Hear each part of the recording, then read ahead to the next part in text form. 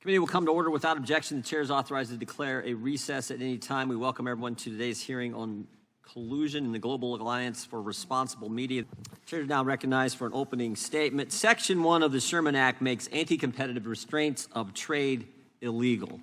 This includes coordinated actions that harm consumers by limiting the choices available to Americans.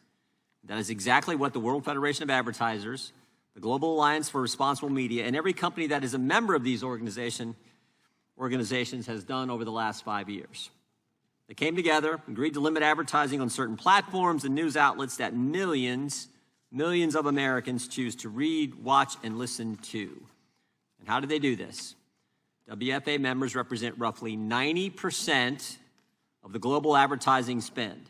That means WFA has almost complete monopoly power over advertising dollars and a tremendous amount of market power. GARM, which is an initiative of the WFA, includes in its membership over 100 of the world's biggest brands, ad tech providers, and advertising agencies. GARM has representatives from each of the 6 major advertising agency holding companies. GARM Steer Team, which acts as a board of directors for the organization and approves nearly every action by the alliance, includes Unilever and other massive consumer goods companies, as well as GroupM, the world's largest media buying agency. They collude to make sure that no other advertisers support any news outlets, platforms, or creators that these massive companies don't agree with. And these people do not like conservatives. Again, don't take my word for it. Here's what employees at GroupM said to GARM's leader about Fox News, The Daily Wire, and Breitbart News. Employees from GroupM said, quote, they hated their ideology.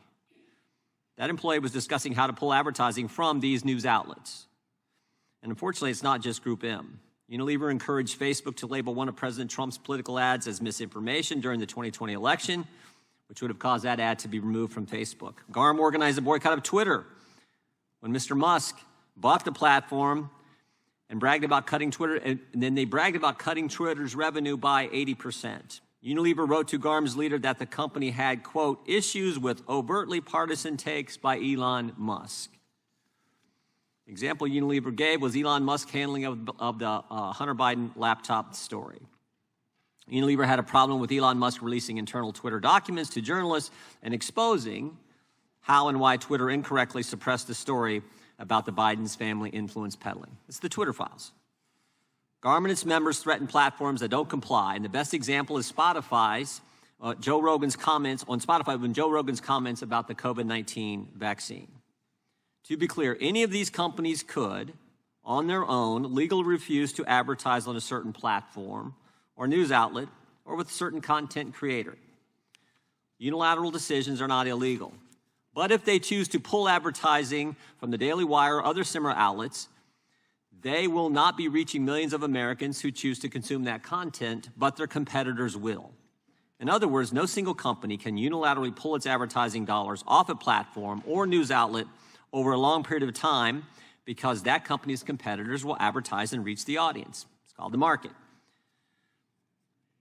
Ørsted, a Danish renewable energy company, explained it perfectly when its employees wrote an email to GARM asking when the Twitter boycott will end. Ørsted told GARM that Twitter, quote, is an important platform for us to reach our audience, so we would like to consider going back. But they looked to GARM for direction, and they were asking GARM for permission. And frankly, that's exactly how cartels operate. They collude against conservatives and other outlets, platforms, and content creators. In fact, they come right out and say it. GARM's leader wrote that the issue with the advertising industry and digital platforms is the, quote, extreme global interpretation of the U.S. Constitution. He also complained taking U.S. norms and applying them globally is something that's a concern, and said there's a problem with Americans' 230-year-old Constitution. If the WFA and GARM are allowed to continue, if these massive companies can collude without consequences, the results will be devastating. If this cartel continues to target conservative outlets, content creators with different voices and viewpoints, and any person that does not recite the so-called mainstream media talking points, there'll be real problems. They will deprive these good journalists and content creators of the funding they need to succeed. They will use their cartel to eliminate competition based on internal biases of these massive companies. And they will deprive Americans of the content that they actually want to consume. With that, I would yield to the ranking member for an opening statement. Mr. Chairman, This hearing has nothing to do with antitrust laws, since the majority's allegations wither under even the most basic antitrust analysis. This is instead another dangerous effort by the majority to bully companies into promoting and supporting far-right extremist views, views that brands understandably do not want to be associated with. In this case, the majority seeks to undermine companies' First Amendment rights and to make it harder for them to avoid monetizing online and offline harm through advertising.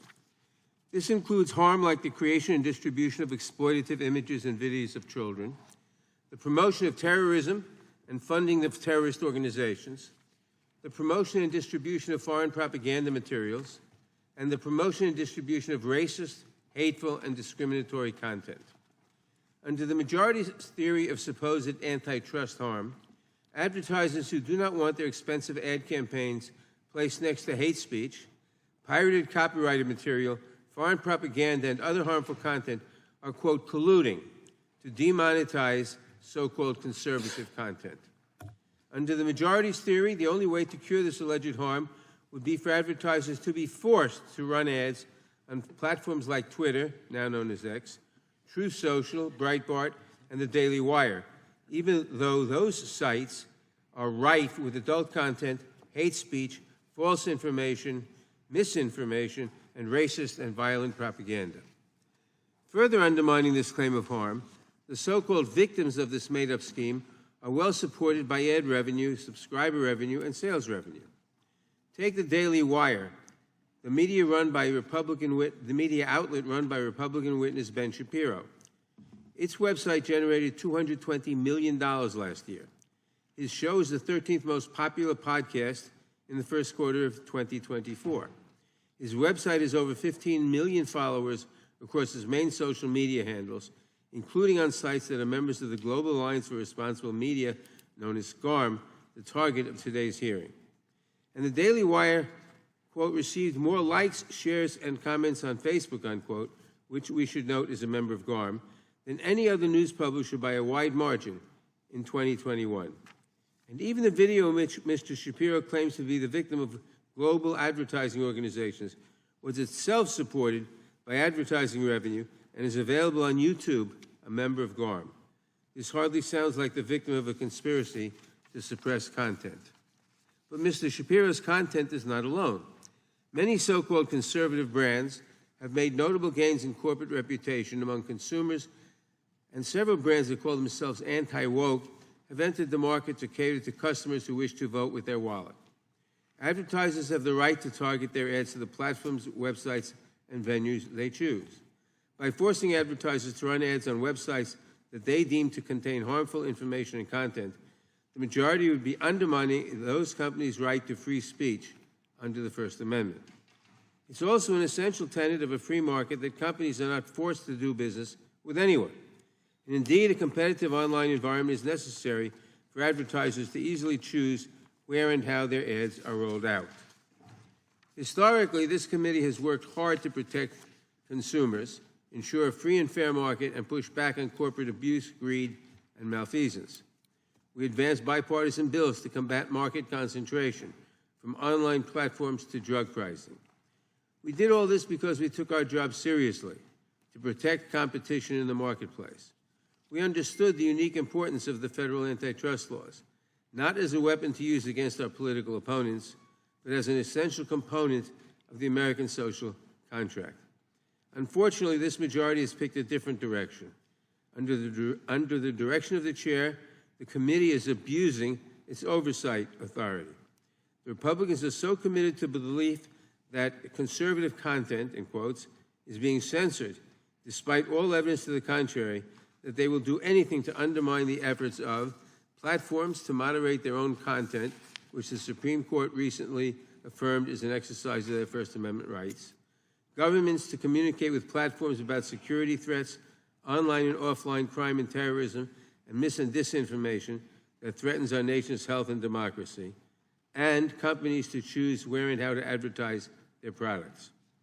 This hearing is the result of a 15-month investigation that has resulted in over 37 productions to the committee of more than 175,000 pages and one transcribed interview.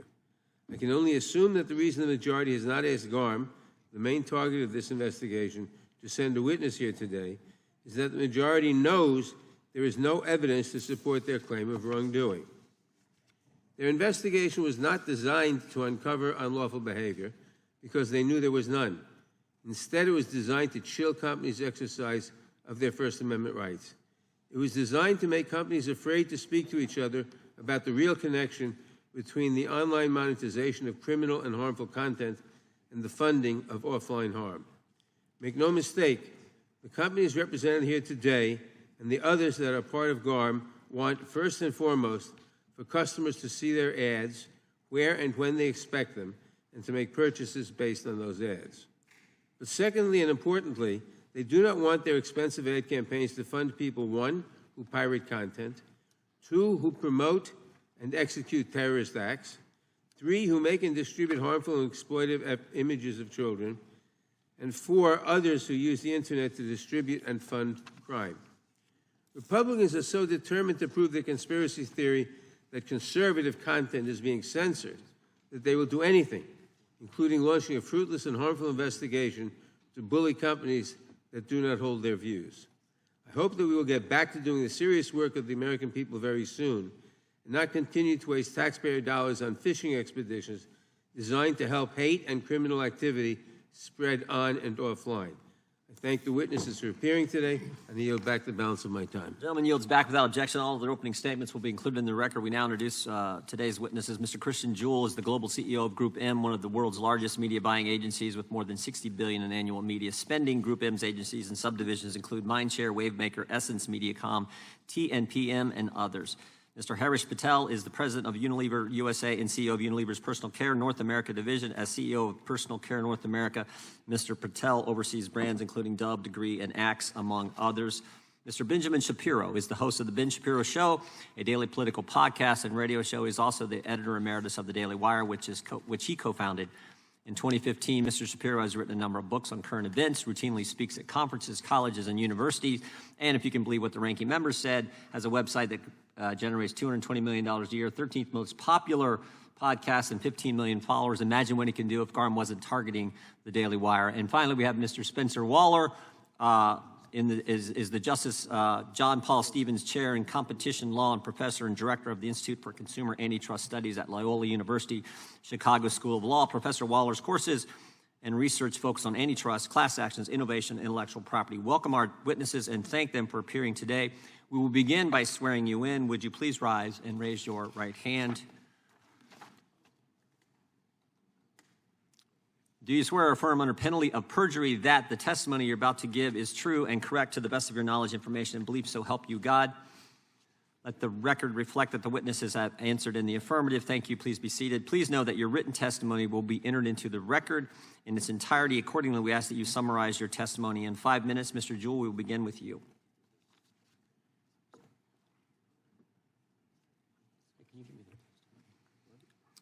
Chairman Jordan, Ranking Member Nadler, and members of the committee, thank you for the opportunity to appear before you today. My name is Christian Juhl. I'm the Global Chief Executive Officer of GroupM, the media investment company. In simple terms, we buy ad space across channels, including television, digital, and print, for our clients and place ads within that space. Brands tell us the message they want to share and the audience they want to target. We then advertise on which media environments would be best suited for the product and buy ad space on those channels on the brand's behalf. Collectively, brands invest billions of dollars in advertising annually to shape how they are perceived. One of the marketers' biggest fears is that years of brand value could evaporate overnight as a consequence of bad ad placement. Companies spending millions of advertising dollars do not want to risk their brand on a strategy that could backfire. Brands consistently inform us as their agency that they do not want to advertise next to hot button or divisive content. They want predictable, reliable environments. In 2017, news outlets reported that major brands were unwittingly advertising next to ISIS propaganda. Unsurprisingly, they faced significant consumer pushback. Brands also had to contend with reports of Russian troll farms infiltrating platforms to disrupt presidential elections. And most recently, brands had to develop advertising strategies in the context of a pandemic that divided Americans. This resulted in a growing emphasis on brand suitability, or marketers' desire to protect their brand's value by ensuring their ads are not placed adjacent to content that could negatively affect their reputation. Brand suitability is particular to each brand. What is unsuitable to one may be perfectly suitable to another. But all brands generally agree they do not want to appear next to illegal or harmful content. Many also seek to avoid ad placements near content that, while not illegal, does not align with their values. With the increasing focus on brand suitability, brands wanted to better understand how publishers were identifying, prohibiting, and removing harmful content. What they found was that every platform took a different approach. Definitions of harmful content also varied. Without consistent standards, companies were concerned their ads would end up appearing in unsuitable environments. We believed that consistent standards were needed to help our clients connect with consumers, which is why we and other organizations came together to establish the Global Alliance for Responsible Media, or GARM. GARM developed standard definitions of content that brands might consider unsuitable so that advertisers and publishers could speak a common language about sensitive content. Adoption of GARM's definitions is, and always has been, completely voluntary. For GroupM's part, we follow our clients' ad placement wishes according to their risk tolerances and priorities. These priorities can shift quickly. It's our job to execute their strategy with speed and precision. We leverage GARM's definitions to provide our clients with a consistent, reliable framework. GroupM is not the arbiter of how to categorize websites, nor do we want to be. Because we have no control over publishers and no role in moderating content, we also rely on independent third parties to identify domains with those definitions and additional categories that our clients deem unsuitable. Among other things, those third parties consider media platforms' fact-checking resources, processes, and technologies when they evaluate the risks of placing content. That third-party assessment informs where we will place ads, including the sites to which we will not place ads without specific client request. Of note, approximately 94% of those websites are prescribed because they infringe on IP rights. This committee expressed an interest in advertising on certain news platforms. We appreciate the importance of funding news organizations through advertising, which is why we have taken steps to make advertising in news, including local news, more appealing to advertisers. Today, however, trust in news sites is at a low point, and brands generally disfavor advertising next to news. For example, only 1.28% of brand spend is allocated to online news at this point. This is because brands prefer to avoid advertising alongside common news content, war, scandal, political division, and also because they do not need to advertise there to reach their target audience. Alternatives such as sports and entertainment provide a better way to reach these same consumers. This is not a left, right, or GroupM preference. It is apolitical, it's an industry-wide preference. GroupM has no interest in impinging on anyone's right to speak or publish their points of view. We also believe companies have the right to choose where they place their advertisements. We all know how one bad ad placement can damage a company's reputation and bottom line, which is why brands and the companies like GroupM that serve them need tools and transparency to mitigate these risks. Thank you. I look forward to answering your questions. Thank you, Mr. Juhl. Mr. Patel, you're recognized. Make sure that mic's on and pull it real close. Maybe not. We can get someone to help you there if it's okay. Thank you.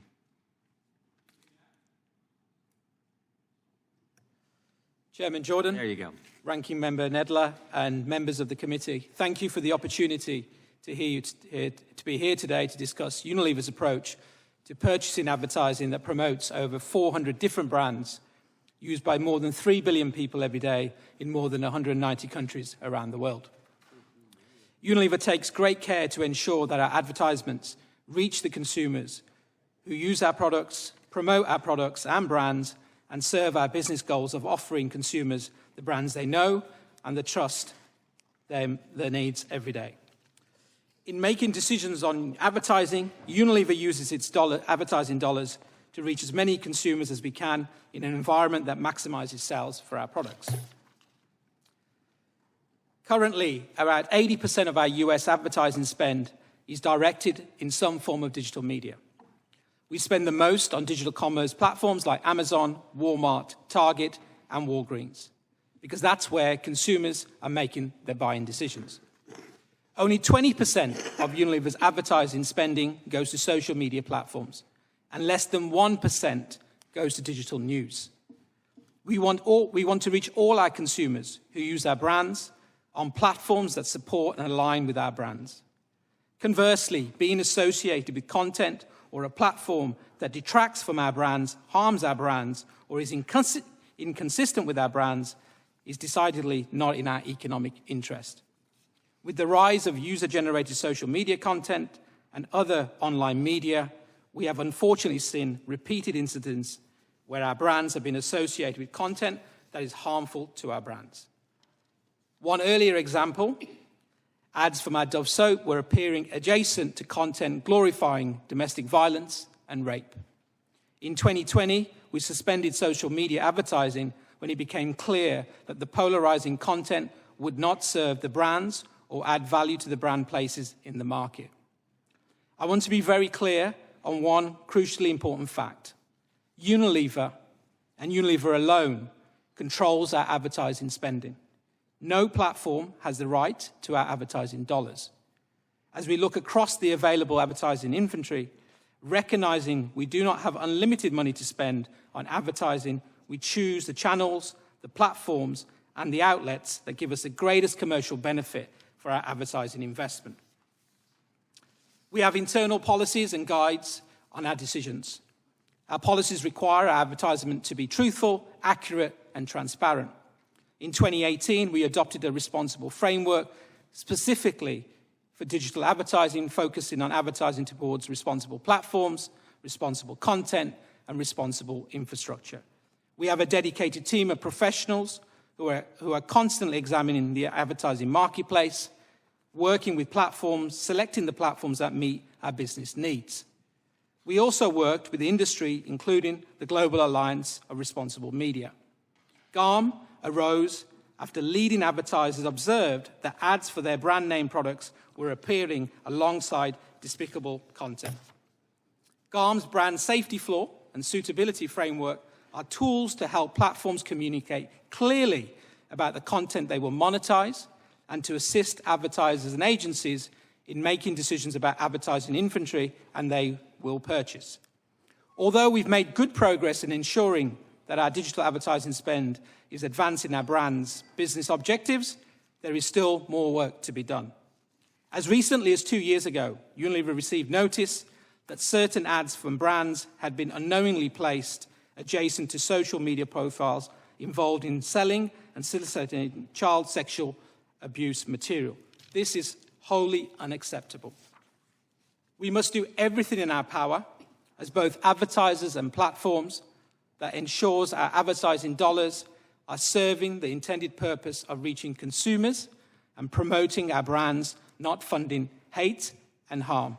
And I would be happy to respond to your questions. Thank you. Thank you, Mr. Patel. Mr. Shapiro, you're recognized for 5 minutes. Chairman Jordan, Ranking Member Nadler, members of the committee, good morning. Can't hear you. Chairman Jordan, Ranking Member Nadler, members of the committee, good morning. First of all, Ranking Member Nadler, I appreciate the kind words about our business. It's very kind of you. And also, I assume that we'd be doing a lot better without the institutional obstacles that I'm about to discuss. We're in the midst of a trust crisis in the world of media, which is because so many in the legacy media have lied in order to preserve left-leaning narratives. To take just the most recent example, we were told by the legacy media that President Biden was just fine. For years, anyone who questioned his health and mental fitness was trafficking in cheap fakes. And then President Biden went out and engaged in a full-scale mental collapse on stage in front of hundreds of millions of people. So we can see why Americans, at least Americans who are not Democrats, do not trust the media. The question isn't really why the legacy media have lost Americans' trust. We know that answer. The question is why, despite that loss of trust, the legacy media continue to gain share in the advertising market. And the answer is simple. There is, in fact, an informal pressure system created by Democratic legislators, this White House, legacy media, advertisers, and pseudo-objective brand safety organizations. That system guarantees that advertising dollars flow only to left-wing media brands. Let me explain how this works. When a conservative competitor to the legacy media arises, members of that legacy media and their political allies rush to paint such competitors as dangerous. The commentator Kara Swisher of the New York Times, for example, told the head of YouTube that my videos at Daily Wire were a, quote, gateway drug that would lead children, including her own teenage son, to watch neo-Nazi content. Never mind the yarmulke. Elected Democrats pick up that same messaging. In 2017, Senator Dianne Feinstein told lawyers at Facebook, Google, and Twitter, quote, you created these platforms and now they're being misused, and you have to be the ones to do something about it, or we will.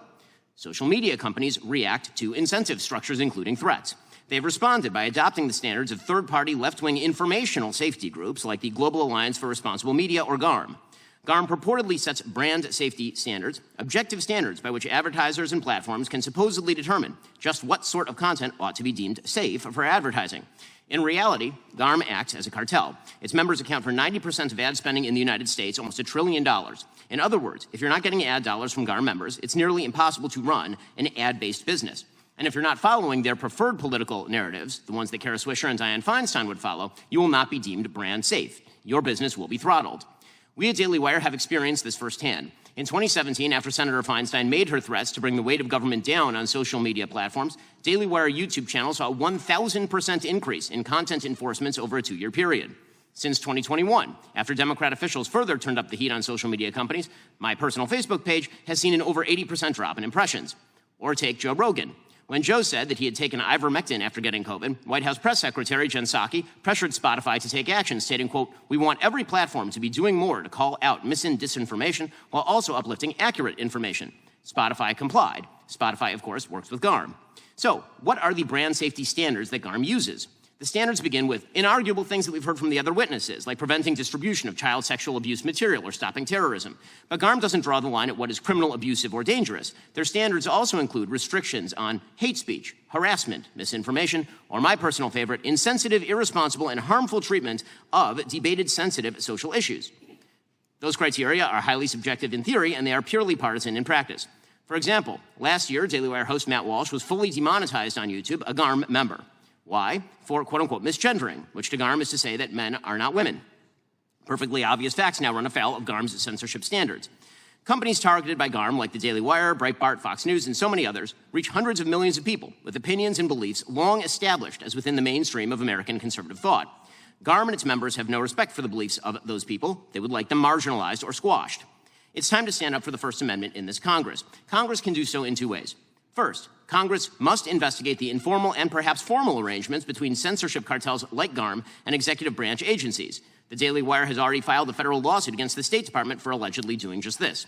Second, Congress can itself stop engaging in violation of free speech principles. 2 weeks ago, writing in dissent in Murphy versus Missouri, Justice Alito condemned what he called sophisticated and coercive government campaigns against free speech. Members of this committee have engaged in precisely such campaigns. When Congressman Schiff speaks about targeting social media companies that must be, quote, pulled and dragged into this era of corporate responsibility because they are too tolerant of misinformation, he knows what he is doing. He is participating in a sophisticated, coercive campaign against free speech. When Congresswoman Jayapal blames social media for placing America at the, quote, precipice of a democratic crisis and calls on them to target they deem hate groups, she also knows what she is doing. She is participating in a sophisticated, coercive campaign against free speech. When Congressman Hank Johnson says, quote, we need a constitutional amendment to allow the legislature to control the so-called free speech rights of corporations, he also knows what he is doing. We all know what these government actors, what some people in this room, are doing. You're using the tacit threat of government action to compel private companies to throttle viewpoints you don't particularly like. The First Amendment was not designed to enable workarounds by elected officials. It was directed at Congress, at you, and you're abdicating your fundamental duty when you exert pressure on private companies to censor speech. Some in this room have been doing just that for years. We in the non-legacy media have been feeling the effects. In the name of the Constitution and in the name of democracy, this should stop. Thank you, Mr. Shapiro. We now recognize Professor Waller. Thank you. Chair Jordan, Ranking Member Nadler, members of the committee, thank you for the opportunity to present my views to you today. I am speaking solely in my personal capacity. I do not represent GARM or any of its member firms. I am concerned that the antitrust issues relating to today's hearings and the letters and document requests sent to the various companies do not conform to a consensus understanding of U.S. antitrust law by most courts and commentators. I only have access to publicly available information, so I cannot opine on whether there is or is not any specific antitrust violation. Instead, I present a roadmap of the many antitrust issues that would need to be addressed in a serious way before any real antitrust concerns exist in this matter. It's important to note that most members of GARM do not compete with each other, and each has unique needs for marketing and branding, including, as the other witnesses have already testified, having effective marketing campaigns and doing their best to avoid any harmful associations that damage their brand or simply drive away purchasers. With respect to the diverse coalition of firms in GARM, for example, Microsoft does not compete with McDonald's, Procter & Gamble or Unilever don't compete with Shell, a pharmaceutical company, or GroupM. And also, these firms do not generally compete with content providers such as Mr. Shapiro. Now, the activities of GARM do not appear from publicly available information to be a cartel as that term is understood in antitrust law. And cartels are a serious concern of antitrust laws, but they normally involve an agreement between competitors to fix prices, rig bids, limit production, divide markets, or otherwise interfere with quality, production, innovation. And instead, what we're talking about is the development of terms and definitions. They call it a lexicon. It is in some ways sort of like a dictionary. These terms do not affect the price, production, or quality of the goods and services sold by the members of GARM. Advertisers, media buyers, advertising agencies may or may not rely on the GARM terminology and may adopt any other criteria to determine how and where to place advertising. This is done in a public process. Everything is published and available to you. And this is very different from the secretive processes by which traditional cartels meet to create and enforce their unlawful agreements. In addition, there are, on its face, legitimate business justifications that the firms would be asserting, including protecting brand images and successful marketing strategies. These are two types of business justifications that are routinely considered in antitrust cases. And characterizing GARM's conduct as a boycott doesn't really change the antitrust analysis in any important way. Group boycotts are only per se unlawful when they're used to implement some otherwise unlawful cartel agreement or where firms with market power collectively deny a competitor access to some key source of supply it needs to survive.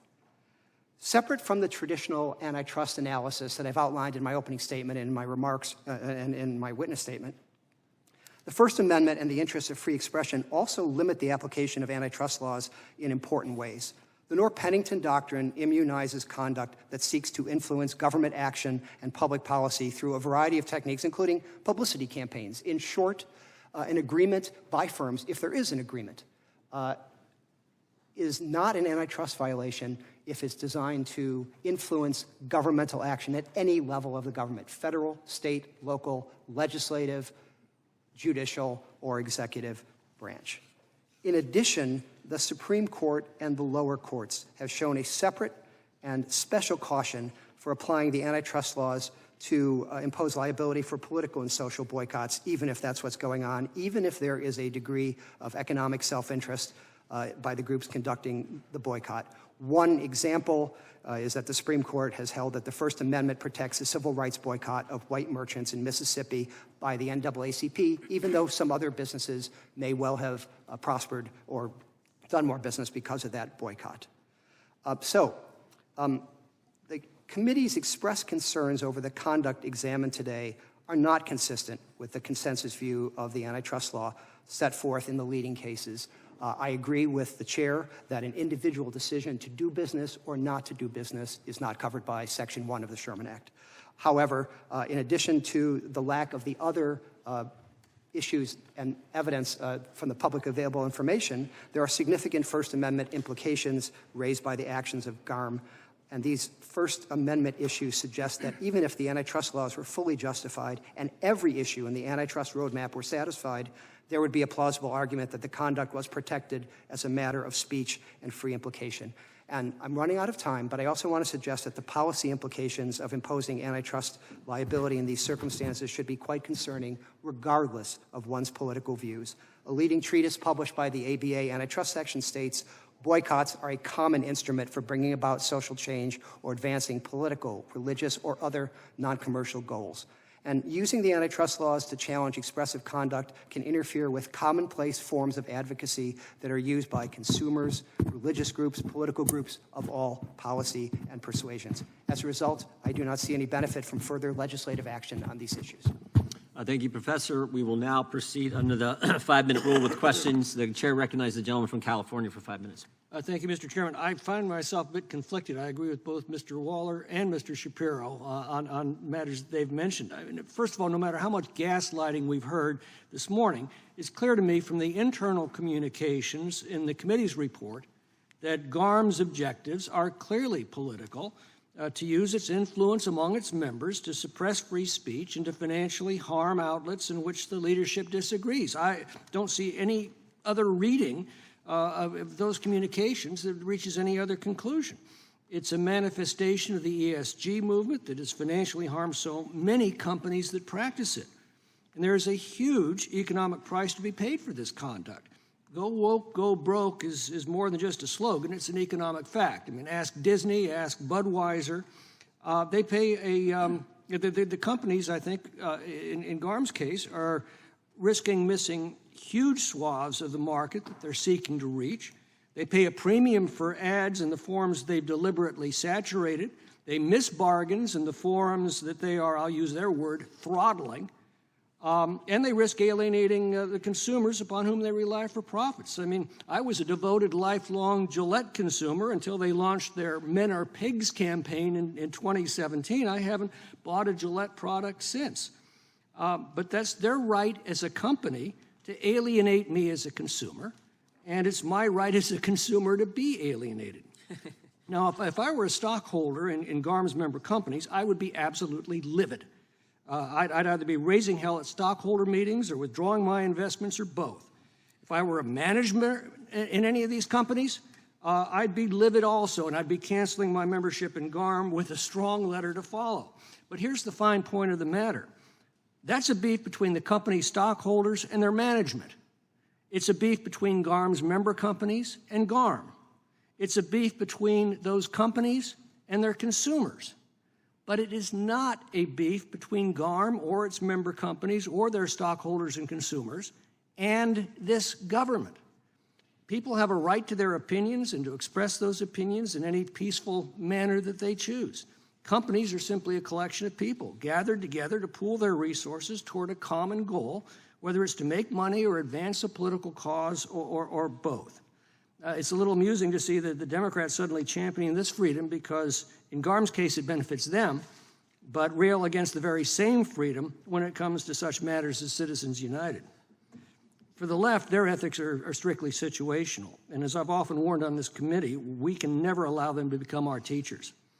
Democracy extends beyond the political realm to the free market as well. In a free market, consumers vote every day with every dollar they spend on what the market will produce, who best produces it, what they're willing to pay, and who they'll buy it from. A free government exists to protect this right, and that's why I think we should be careful when we tread into this matter in the application of government power in disputes that are strictly between private parties. But I do think Mr. Shapiro is absolutely correct that if this government is in any way acting to pressure or nudge companies to censor speech or to corrupt their business decisions for political ends, we ought to vigorously act to stop that. But if they're just doing that to themselves, that's their right to make stupid decisions, and government also exists to protect that right. Mr. Shapiro, I'll give you the last word. I mean, I agree with much of what you're saying. I think that the big concern for the Daily Wire and companies like ours is the nexus between government action and groups like GARM. And it appears clear to us that a well-meaning organization that simply wanted to appeal to the broadest possible audience would not be making political decisions about which outlets are too right or which outlets are too left. I'm perfectly fine with advertisers advertising on Pod Save America or on MSNBC. The problem that we have is an informal structure by which members of government, including this White House, have pressured social media companies in order to restrict their content. And everyone can see that. There's a lot of, will no one rid me of this meddlesome priest going on from members of the government who then seem to be shocked when there's pushback from the right on exactly the same sort of matter. Thank you, Mr. Chairman. I yield back. Gentleman yields back. The ranking members recognized for 5 minutes.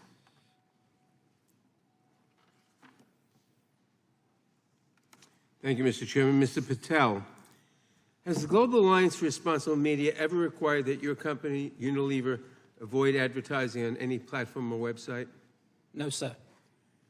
Mr. Juhl, same question. Has the Global Alliance for Responsible Media ever required GroupM to avoid advertising on any platform or website?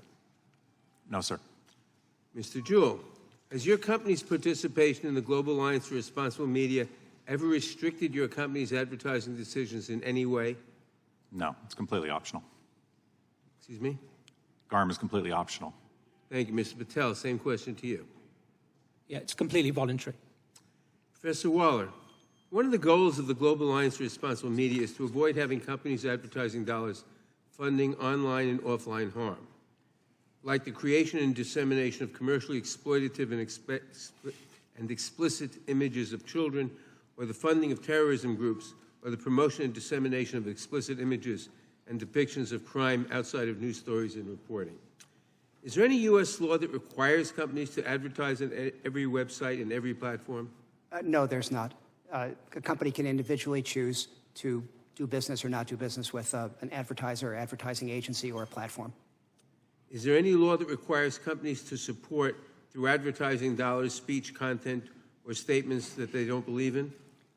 There's no antitrust law that deals with that. What would be the consequences if there were? I can say that the Supreme Court has, expressed concern and not imposed liability. They typically don't force companies to do business with each other if they don't wish to. They're frankly more concerned about cartel agreements and the other thing rather than forcing companies to continue to do business if they don't wish. They wish to encourage unilateral decisions about how to proceed in the real world as each company thinks best. And that's what the Supreme Court has said. Yes. And what do you think about the, getting the Supreme Court for the moment, what do you think about the effects of such a law? We want companies, the antitrust laws really do a couple of things. They prevent agreements that unreasonably harm competition. They prevent single firms from abusing their power, and they prevent mergers and acquisitions that can lead to either of those other problems I've already outlined. That's what the antitrust laws do. They don't generally micromanage the decisions of corporations as they decide what's best for them in the market. Thank you, Mr. Chairman. I must note once again that this sham investigation has revealed that these companies have broken no competition law. The investigation never should have started, but it certainly should have ended after the committee spoke to a representative of GARM and learned exactly what we all should know by now, that there is no basis for a claim of antitrust harm. But that does not mean that this investigation is harmless. The committee's power has been used to bully, intimidate, and impoverish any organization or company that dares to disagree with so-called conservative speech, in quotes. Speech that in many cases causes and spreads harm both online and offline. And I believe that that is exactly the purpose of this investigation, to misuse the power of this committee to bully, intimidate, and impoverish any organization or company that dares to disagree with so-called conservative speech. In other words, to intimidate the exercise of free speech, to impoverish organizations, to improperly use the power of this committee to force organizations to spend themselves into poverty and thereby to inhibit and deter exercise of free speech. This is a gross misuse of the power of this committee. We have an opportunity, Mr. Chairman, to have a constructive conversation about antitrust law and how we can help the American people. But unfortunately, this hearing is not it. This hearing is an exercise in intimidation of free speech, and it's shameful. I yield back. Gentleman yields back. The gentleman from Arizona is recognized. Thank you, Mr. Chairman. I thank the witnesses for appearing here today. Mr. Juhl and Mr. Patel, your companies and your clients, you as an individual company, are both sit on the steering committee for GARM. Is that correct? Yes, sir. Yes. And with the steering committee, there's been a number of standards that have been developed by GARM. And Mr. Patel, you mentioned your company, Unilever, has developed its own set of standards. Have you adopted the standards of GARM as part of your standards as well, in advertisement placement? Well, firstly, Unilever created its own standards in 2018, and then there was an industry need to create some standardization, which is what GARM was born for in 2019. My question was, though, did your company adopt those GARM standards from 2019? We adopt the GARM standards. Okay. And Mr. Juhl, how many of your clients have adopted the GARM standards? GARM exists to create the framework and the definitions that we've used. So this is, we get that. I've read your statement. How many of your companies, how many companies do you represent? We represent thousands. And how many of those companies have accepted and adopted the GARM standards? I couldn't give you an exact number, but I would tell you most of our major advertisers use GARM as a foundation, and then we build upon that for whatever their custom preferences are for whatever their particular suitability might be. Okay. And do you, as part of the steering committee, do you have regular discussions with GARM and its leadership, of which you're a part, regarding placement of advertisements? I do not meet with standards. them. I do not meet with GARM on a regular basis. I've actually never met with them. Your company? The company would, yes. Okay. Mr. Patel. The company would meet, but we 100% decide where our marketing investment goes. That's Unilever's decision. So Mr. Rakowitz, who works for GARM, he's kind of the face of GARM in some respects. Have you, either of you or your company, dealt with Mr. Rakowitz in communicating about advertisement placement and subject matter? I haven't met Mr. Reckerswood, but we have a member that sits on the SteerCom. Yes. Okay. So let's get to that for a second.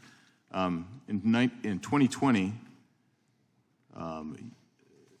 Rob Master, Vice President of Media and Digital Engagement at Unilever, sent an email to Facebook about a presidential ad, and he was concerned about it violating the Facebook policies. Are you familiar with that situation, Mr. Patel? I wasn't part of the communication, but I have seen the communication that you're referring to, and I think what I interpret from it, he was checking what was Facebook's policy on it. I find it interesting that the way you couched that, you were checking what Facebook's policy was. Weren't you really, your staff, really checking to see if it was consistent with your own policy, I would assume, right? No, sir, we don't decide on what media content goes up or goes down. That's up for the media platforms to decide. But when you're looking for ad safety placement, you're not concerned then whether that was consistent with Facebook's policy? You're just basically inquiring with Facebook's policy, not concerned with your own policy of placement? What we do is we decide all our marketing investment. We'll decide on target audiences where we want our brands to appear. So why were you inquiring whether that was a violation of Facebook's policy? So I'm not clear on why Rob Masters sent that communication, but as I said, we decide where we want to put our ads with whichever social media. Of course, I appreciate that you decide where you place your ads. The question, though, is why are you then going to Facebook and saying, does this ad meet your criterion? Because that indicates you're trying to influence Facebook, because in reality, your position is we're going to place it wherever we think is best. But there's an ad over here, a specific ad that you're asking, does that meet your policy? That seems to intimidate. That seems to imply that you want to question their policy, what their platform is doing before you bother to place your ad. But you didn't do it that way. You just wanted to know whether it met their policy. You didn't say, we're not going to do it because we don't like it. That indicates you're interfering in YouTube's policy decision. Yield. Gentleman yields back. The gentlelady from Washington is recognized. Well, I really like my colleague on the other side, but I did not understand that argument. Antitrust enforcement is experiencing a real renaissance under the Biden administration. Our antitrust enforcers have won victories in court against employers that sought to suppress worker pay, successfully fought to lower the price of inhalers, and are working to lower food prices by targeting anti-competitive practices in the grocery industry. The list of antitrust accomplishments under this administration is unprecedented, and the American people have noticed. It is unfortunate that this majority has not moved forward with the bipartisan package of antitrust bills that we passed under Democrats in the 117th Congress. that would have protected small businesses and consumers across the country as they were demanding to be able to have more competition, to be able to lower their prices, and to protect their ability as small businesses to compete. If we are concerned about the trustworthiness of media, and we want to foster more responsible media, then I would suggest we take up my bipartisan Journalism Competition and Preservation Act. Let's debate that. Let's make sure independent publishers across the country, newspapers and small communities across the country can survive. But that's not what's happening. We've begun to see some colleagues on the other side co-opt the language of antitrust enforcement to target behaviors that have nothing to do with antitrust. I know that the details of antitrust law are confusing, so I want to clarify a few specific legal points in plain English. Professor Waller, as an expert on antitrust law, and in plain English, can you explain what kinds of anti-competitive behavior our antitrust laws are designed to prevent? Sure. And as a teacher, I try to explain complex things in plain language, so I appreciate your approach. I can give examples just in the real world. Over the years, the Justice Department has brought criminal antitrust cases against global cartels that have raised the price of vitamins, food additives, and in smaller cases, road building and other expenses that taxpayers bear. This has been a traditional priority of antitrust enforcement. As you know, both the FTC and the Department of Justice have major Section 2 cases going on, both in the tech sector and otherwise, going after powerful firms that they're alleging have violated the antitrust laws, abusing monopoly power by a single firm, whether it's Amazon, Live Nation, Google, et cetera. They're in various stages. And there are pending mergers cases, such as the supermarket merger that's being now litigated by the FTC in 30-some states, where the consequences are likely, if the government's right, higher food prices as well as harm to labor if that merger goes through as currently proposed. Those are some of the priorities. Perfect. And actually that Kroger's-Albertson merger, there was an article on the front page of the Seattle Times today. Over 150 stores will close in my area, just in Seattle, as a result of that merger. Now, you touched on this in your prepared statement, and I know you only have access to public information about the facts in this case, but given those constraints, do you see any of these antitrust elements in the information that was uncovered by my Republican colleagues? Based on what I've seen, I do not at this stage, and based on publicly available information, GARM appears to be very different from either a trade association or even a traditional standard-setting body. They do not appear to be creating binding industry standards that determine whether products and services can be sold. They are creating sets of terms that firms can use or not use to make decisions that they each do in the marketplace. So another fruitless investigation in this Congress. I would also add that Project 2025, the radical right-wing plan for a second Trump administration, calls for more of these ideologically driven attacks on private actors in its section on the FTC, cloaking these culture war attacks in the popular rhetoric of antitrust and market power. On a different note, Mr. Patel, and quickly, how do you think consumers might view your products if they were advertised alongside hateful, vile, or dangerous content like anti-LGBTQ rhetoric, child sexual abuse material, or content promoting terrorism? It would create severe damage to the brand equity that we built for decades and decades. Thank you. In fact, one of our witnesses has repeatedly made hateful and derogatory comments about LGBTQ plus people in the past. Mr. Shapiro has argued that transgender and gay Americans suffer from a, quote, psychological disorder or mental illness and has denigrated same-sex couples raising children. I and my fellow Americans consider this deeply offensive, hateful, and in fact, an analysis in 2023 found that a network of Facebook pages connected with Mr. Shapiro's website had, quote, earned over 17 million interactions from nearly 13,000 posts with transgender-related keywords. I yield back.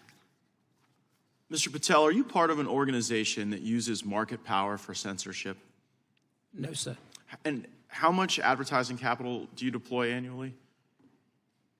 How much marketing investment do we spend? Yeah. $850 million a year. And you spend, you said less than 1% of that in the news area, right? Yes, sir. And that's because really your brands don't want to be involved in these caustic news disputes or political disputes. They want to be apolitical in the presentation of their brand. Am I understanding that testimony correctly? So we serve 90% of American households with our portfolio. It's a fascinating answer, just not to my question. Is the reason you de-emphasize news because you want to be apolitical? We target our investment to address the consumers that buy our brands. Okay, are you doing so for political reasons or apolitical reasons? We don't do it for any political reason. Okay, so then why are the vice presidents of your company trying to shape the way Facebook limits view of a Trump advertisement? So I'm not sure what the intention of that communication was, but that's I do. It was to get the Trump ad taken down. It's pretty clear. You had two vice presidents, Rob Master and Luis DeComo, who were pressuring Facebook to utilize Facebook's policies to take down a Trump ad. So it's just hard to believe that your goal is to avoid politics when not some intern at your company, but the vice presidents at Unilever are writing Facebook saying, we want you to take this Trump ad down and apply these policies to do it. So I'm not sure what the intention of communication was, but okay, I'll tell you what, I'll read you the communication. It's 2 words. It's your vice president to GARM when they were trying to get the Facebook ad taken out. It said, honestly reprehensible. So you're using this $800 million plus power that you have over the marketplace. Facebook is craving your advertising dollars, and you have 2 vice presidents hammering Facebook to take down a Trump ad about whether or not Joe Biden should have his ear inspected for an earpiece. That was what the ad was about, that you all found so reprehensible. So respectfully, I'm not sure that word was done by a Unilever person. You're okay. So Mr. DeComo didn't work for Unilever? He sits on the. If I did my homework right, I think that came from the GARM, Rob. Oh, Rob Rankowitz, yes. And you are member entities to GARM. You pay GARM. You guys are GARM. I mean, as Mr. Juhl said, you have to have tools in order to help you place your ads. So you go fund GARM, and then here your vice presidents are commiserating with GARM over the fact that Facebook won't remove this. I guess, Mr. Shapiro, when we look at these big advertising platforms and they're hearing the people with the advertising dollars hammer them with this ideological tilt, what does that do to the marketplace for ideas? Obviously, it shuts down the marketplace of ideas, which is largely the intent. And one of the things that I've heard from some of the Democratic members of the committee today is an extraordinary amount of projection wherein they suggest that Republican members of the committee are trying to shut down free speech by trying to get answers to questions about the kind of political pressures that are being put on social media companies, for example. But it's been Democrats who, for years, have been spending their time trying to pressure social media companies into doing their bidding by limiting the types of information that are available to the public and how that information is actually distributed. One of the things that's worth noting here is that it's not just a matter of advertising dollars flowing. The way that it works on social media is that if you are demonetized, then the reach of your actual content is also limited by the same social media companies. Do you think the frequency of those demonetization rises when you have vice presidents of companies at Unilever trying to hammer entities like Facebook into taking down Trump ads? Absolutely. Absolutely. There's no question that when you have internal pressures put on social media companies to take down right-wing material, that has an impact on the reach of right-wing messaging. There's just no question. And I guess I don't mind when Democrats say they don't like conservative speech, or we get to say we don't like some of their speech. That's how this works. But it's when the business community colludes and utilizes market power to shape the way social media companies or websites disseminate information, that the public doesn't even get to see that debate and engage it. And I think the fact that it's clandestine is actually even more corrosive to the values that undergird. That's absolutely true. The complete lack of transparency with which GARM treats both the member companies as well as the consuming public is one of the major problems. If they simply wish to levy a boycott against a right-wing source, they should simply say that's what they're doing. Hiding behind fake standards in order to project objectivity is a major problem in transparency for the market. Mr. Cohen's recognized for 5 minutes. Thank you, Mr. Chair. Firstly, thank you, Mr. Chair. This issue was already raised, as I understand it, and addressed in a transcribed interview with a representative of GARM. as that witness stated, and as I'm sure the representatives from GroupM and Unilever would likewise note, they are not responsible for creating or implementing Facebook's ad policies. That's something Facebook does. They are, as advertisers, though, rightly concerned about the uniform enforcement of those policies. As the witness stated, quote, "You can't imagine a global marketer if they are trying to run a campaign across platforms or across markets, and if they start hitting those inconsistencies where there are actions taken against advertising messages and campaigns that are not clear, they are not transparent. It creates disruption because it's like all of a sudden I now actually have an outage in my campaign and I'm not going to be able to reach as many consumers. I'm not going to get business results. The company is not going to perform. Stock market prices, it's all there. Basically, supply and demand is all very American. It's what we're all about, capitalism. Is that, Mr. Patel, is that pretty much correct? Yes, sir. Thank you. I would appreciate your... The app was not taken down. The ad was not taken down, was it? Not to my understanding. Yeah. Thank you, sir. I was in transportation working on some issues there and came here to what I think is a rather bizarre hearing. Not the first we've had in this committee. It's our second hearing ostensibly charging specific groups with illegal conduct without a single expert witness to lay out that conduct and how that conduct violates the law. This is the Judiciary Committee. We're supposed to be looking about law, violation of law, legal experts. Nada. We did have 2 oversight hearings of the antitrust enforcement agencies, the Federal Trade Commission and the Department of Justice. We had 2 top enforcement officials here. Not once did any member bring up Global Alliance for Responsible Media, GroupM, Unilever, or any of this. So when Republicans had the opportunity to ask antitrust experts, they didn't. Today we have 2 witnesses, a large advertiser and a large advertising buyer, who are testifying why the Republicans just have it factually wrong. And we have a talk show host who is bitter that corporations do not want to buy his program. It's a good thing we have an esteemed antitrust expert with us today, Professor Waller. He diligently and politely explained why this legal theory that there is some antitrust violation designed to censor conservatives is bunk. So that is the evidence we have before us. Thank you, Mr. Waller. The legal theory is bunk. Clean that up a bit. The Republicans have it backwards. Their cry against censorship is nothing more than an attempt to bully, or as they would like it, compel by law, companies to associate themselves with individuals and content creators that companies believe are harmful and pay them. Seriously, you think Unilever should be forced to advertise and in doing so financially support posts about rape or domestic violence? That's not the American way. We let the private enterprise capitalistic system determine where they want to advertise. And that is the record that's coming out in this hearing, is that they want to force Unilever to do certain things. This is a real concern. We have images that show how a company has legitimate business interests, and I would argue a social obligation not to support this type of harmful conduct and then be associated with it. It also gets free speech wrong, as Professor Waller explained. This isn't about government censoring anyone. It's, in fact, it's about trying to use the antitrust laws and enforcements to compel speech. The Republicans must read the Constitution in a funhouse mirror. It's very much out of focus and weird shapes, and they pick out what they want, and then they come out of the funhouse and maybe they wake up. With that, I have a couple of questions. And I haven't read Project 2025, so that could all be in Project 2025 when they want to turn America over. This may be part of it. Mr. Patel, Mr. Shapiro, or is it Shapiro? It's Shapiro. Shapiro, thank you. I had an uncle, he was Shapiro, and then his son became Shapiro. Mr. Shapiro says the Democrats are using the tacit threat of government action to compel private companies to throttle viewpoints that we don't like. You know what chutzpah is? Sorry, sir? You know what chutzpah is? No, sir. Well, that's chutzpah. We're literally in a hearing where the Republicans are using the power of this committee, not tacitly threaten, but actually accuse.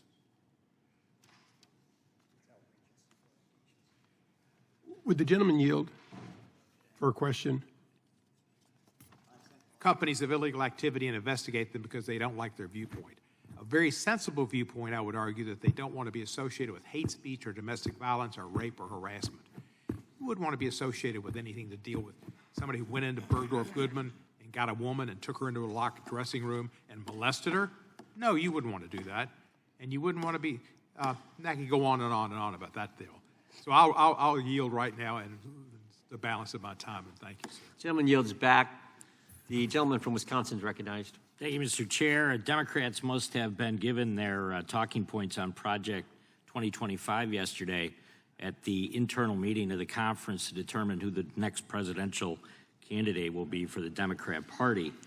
This is the second committee I've sat through this morning, including financial services, and Project 2025 has come up at least a dozen times. I just find that interesting.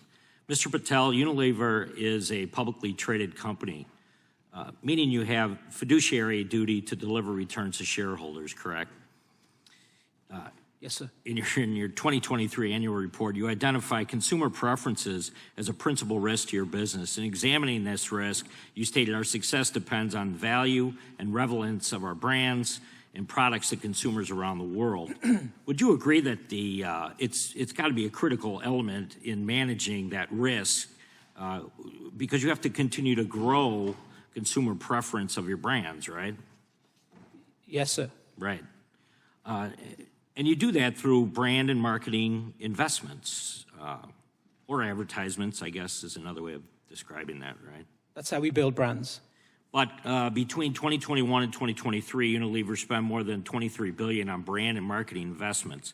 That's a fairly big chunk of your operating costs, I'm sure. Would it be fair to say that Unilever believes brand marketing delivers a positive return on investment? So that's why we invest, to build our brands and the equity, and that's why we're in 90% of U.S. households. Right, but if consumer preference is still at risk, you could always do better, correct? I mean, that's obviously the goal. The business could always grow better. Right. So let me ask you this. If consumer preference is vital to the success of your company, you acknowledge that a principal risk and commit billions of dollars each year to mitigating that risk, then why would you boycott companies that reach millions of consumers?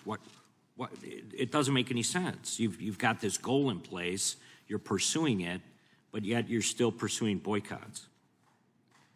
So we don't boycott. We have a clear internal process. Our brands have jobs to be done. We have target audiences that we look for our brands. Actually, 80% of our marketing spend goes between 18 and 49-year-old women because they make 80% of the purchasing decisions for our business. And that's how we set our choices on investment. What's right for our brands to give us the best business return on investment.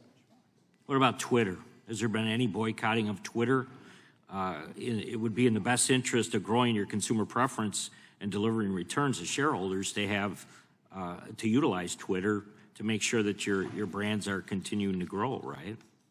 So on Twitter, or X as it's known now, there was a period in 2019, 2020, due to brand safety, that we pulled our investment, but we have now returned to Twitter across the world. Okay, thank you. Mr. Shapiro, can you explain the importance, I don't want to oversimplify this, can you explain the importance of advertising dollars to growing Daily Wire into the company that it is today? Sure. So the truth is that advertising dollars represent a far smaller share of the revenue of the Daily Wire than they did at the very beginning. When you're first starting a company, the possibility of starting it off the basis of subscribers alone is very difficult because you actually don't have tremendous market reach. The gradual increase in revenue is largely due to advertiser revenue. So at the beginning of the Daily Wire, nearly 100% of all revenue that we had when we were building the business was based on advertising revenue. Today, it's significantly smaller than that because we have a very large subscriber base. So the principal threat that I'm here to talk about is not about the bitterness of my company, which continues to be, thank God, highly successful. The reason that I'm here is to talk about startup companies that are attempting to get into the market and are being barred from an extraordinarily large pool of advertising revenue along political lines. Do you believe there is collective boycotts that are happening? There's no question there are collective boycotts happening. And I will say that I do appreciate the chutzpah of some of the Democratic members of Congress, and I'm charmed by their newfound love for free markets and corporate free speech. That one seems to be a bit of a new one to me. But it is charming only in that it requires you to ignore many of the statements that they have made historically about the amount of pressure they would love to bring on private companies when it comes to free speech. And here I will quote the ranking member, quote, "These platforms are utilized as conduits to spread vitriolic hate messages into every home and country. Efforts by media companies to counter this surge have fallen short. Social network platforms continue to be used as ready avenues to spread dangerous white nationalist speech." Or, that was from 2019, from 2020, it goes way beyond the fact that big tech misbehaves. It's the fact this kind of power exists. That kind of power cannot be allowed to exist in society. When you use that sort of language with regard to the same companies we're now hearing require free speech, I find that somewhat difficult to swallow. Thank you, Chairman. I yield back. Gentleman yields back. The gentleman from Georgia is recognized. Thank you, Mr. Chairman. This is a sham hearing railing against a made-up boogeyman. I'm not normally up here defending big business, and as Mr. Shapiro noted, I have said repeatedly that we need to limit the massive dark money spending that big business pours into our politics and also pours into our Supreme Court. But let's talk about what's really happening here. Corporate brands care about their reputation because they sell more products if they have a good public image. And these companies think it's bad for business to run their advertising content next to child porn or ISIS videos or hate speech or an advertisement from the Heritage Foundation about Project 2025, which is so alarming to most Americans. Americans are alarmed, and that's why their representatives are talking about Project 2025.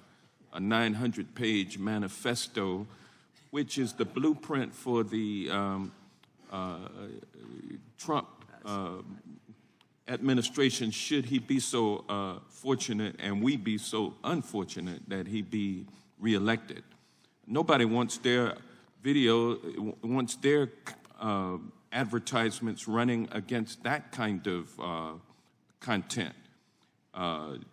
Foreign propaganda, networked disinformation campaigns. So these brands are working together to demand greater transparency and accountability from platforms regarding where their ads are placed and what kinds of content the ads are monetizing. That just sounds to me like good common business sense. Am I right about that, Mr. Patel? Yes, sir. And how about you, Mr. Juhl? Am I right or am I wrong? That's correct, sir. Thank you. But that's not really why we're here. This do-nothing Congress has nothing to run on this fall. They started out this Congress with 15 rounds of voting to elect a speaker, and then they promptly proceeded to throw the speaker out, and they wasted another 3 weeks trying to put in another speaker. MAGA Republicans have given us 2 years of dysfunction. 2 years. And they don't have anything to show for it but a few rabbit hole investigations of the Biden corrupt crime family, allegedly. $20 million in taxpayer money spent between 2 committees investigating the president with the aim of impeachment, and we saw where that went. So they have nothing, absolutely nothing to show for their dysfunction. And so what they're now trying to do is gin up their base against this made-up boogeyman and give a platform to extreme voices who want to spread misinformation. The American people know better, and they want a Congress that will work on behalf of real Americans on real problems. Instead of this sham hearing, we should be working on protecting and strengthening our democracy, which is about to be undermined should Project 2025 go into effect. Mr. Professor Waller, Mr. Shapiro's testimony states that, quote, GARM acts as a cartel, end quote. You are an expert in antitrust law, are you not? I've devoted a lot of my career to studying it. Can you explain why that assertion is false?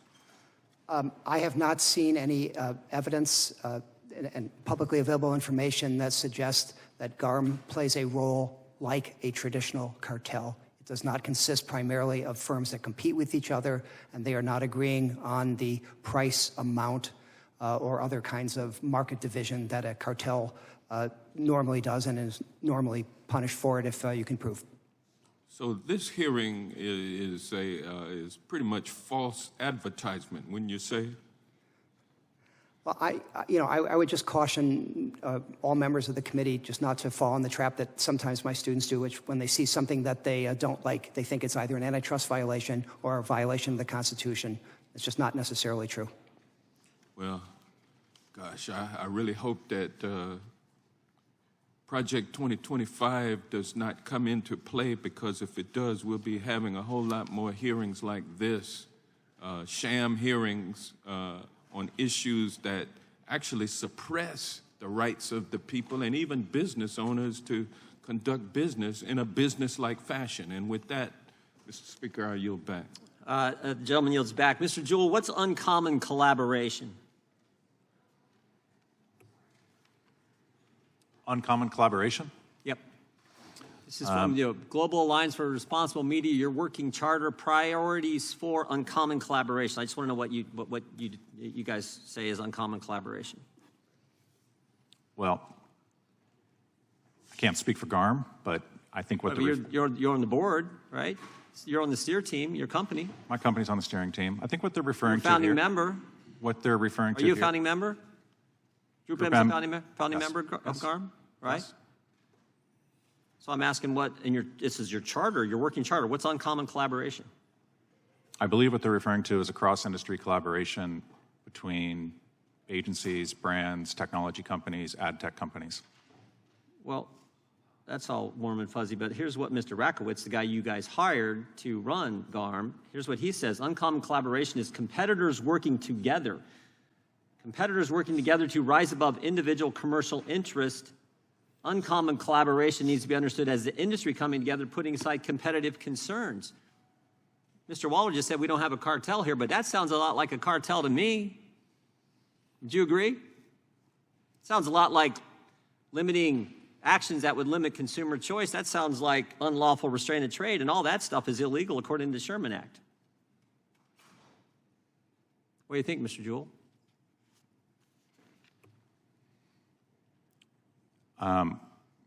What's the question? Sorry? The same question. You're trying to tell me. I asked what uncommon collaboration is, which is from your working charter, GARM's working charter. And Mr. Rakowitz defines uncommon collaboration as rising above individual commercial interests. I thought a company was focused on their commercial interests of their individual company. Sir, GARM is used for a framework and definitions to try and make order of something that quite honestly had no order to begin with. Well, here's what GARM did. Here's what it looks like, I think, in practice. Can we put up let's put up the email from Mr. Montgomery, who works for Mr. Juhl's company. Email about Breitbart, the Daily Wire, and Fox News. There's an interesting parallel here with Breitbart. As much as we hated their ideology and blank, we couldn't really justify blocking them for misguided opinion. I don't know the Daily Wire that well, but we should watch them carefully too. If we block the Daily Wire, why wouldn't we block Fox News? That seems to me like uncommon collaboration in practice, focused on 3 conservative news outlets. You see it that way, Mr. Juhl? Respectfully, no, sir. Well, how do you see it then? I see this is somebody from our brand safety team, and he's asking questions about what sort of standards of service they have and trying to figure out what is happening with that particular publisher. Well, let's put up the next one. Let's show some more uncommon collaboration in practice. Put up the next one. This is the one about Twitter. Based on your recommendations, we have stopped all paid advertisement because the platform was rather unsafe. This is their opinion due to Elon Musk's decision to firing lotteries. This one, Elon Musk bought Twitter. But it's an important platform for us to reach our audience, so we would like to consider going back. Looks like this was a coordinated, uncommon collaboration to boycott Twitter, but this company wants to go back because they make a lot of money when they're advertising on Twitter. Is that what this uncommon collaboration is that GARM engages in, Mr. Juhl?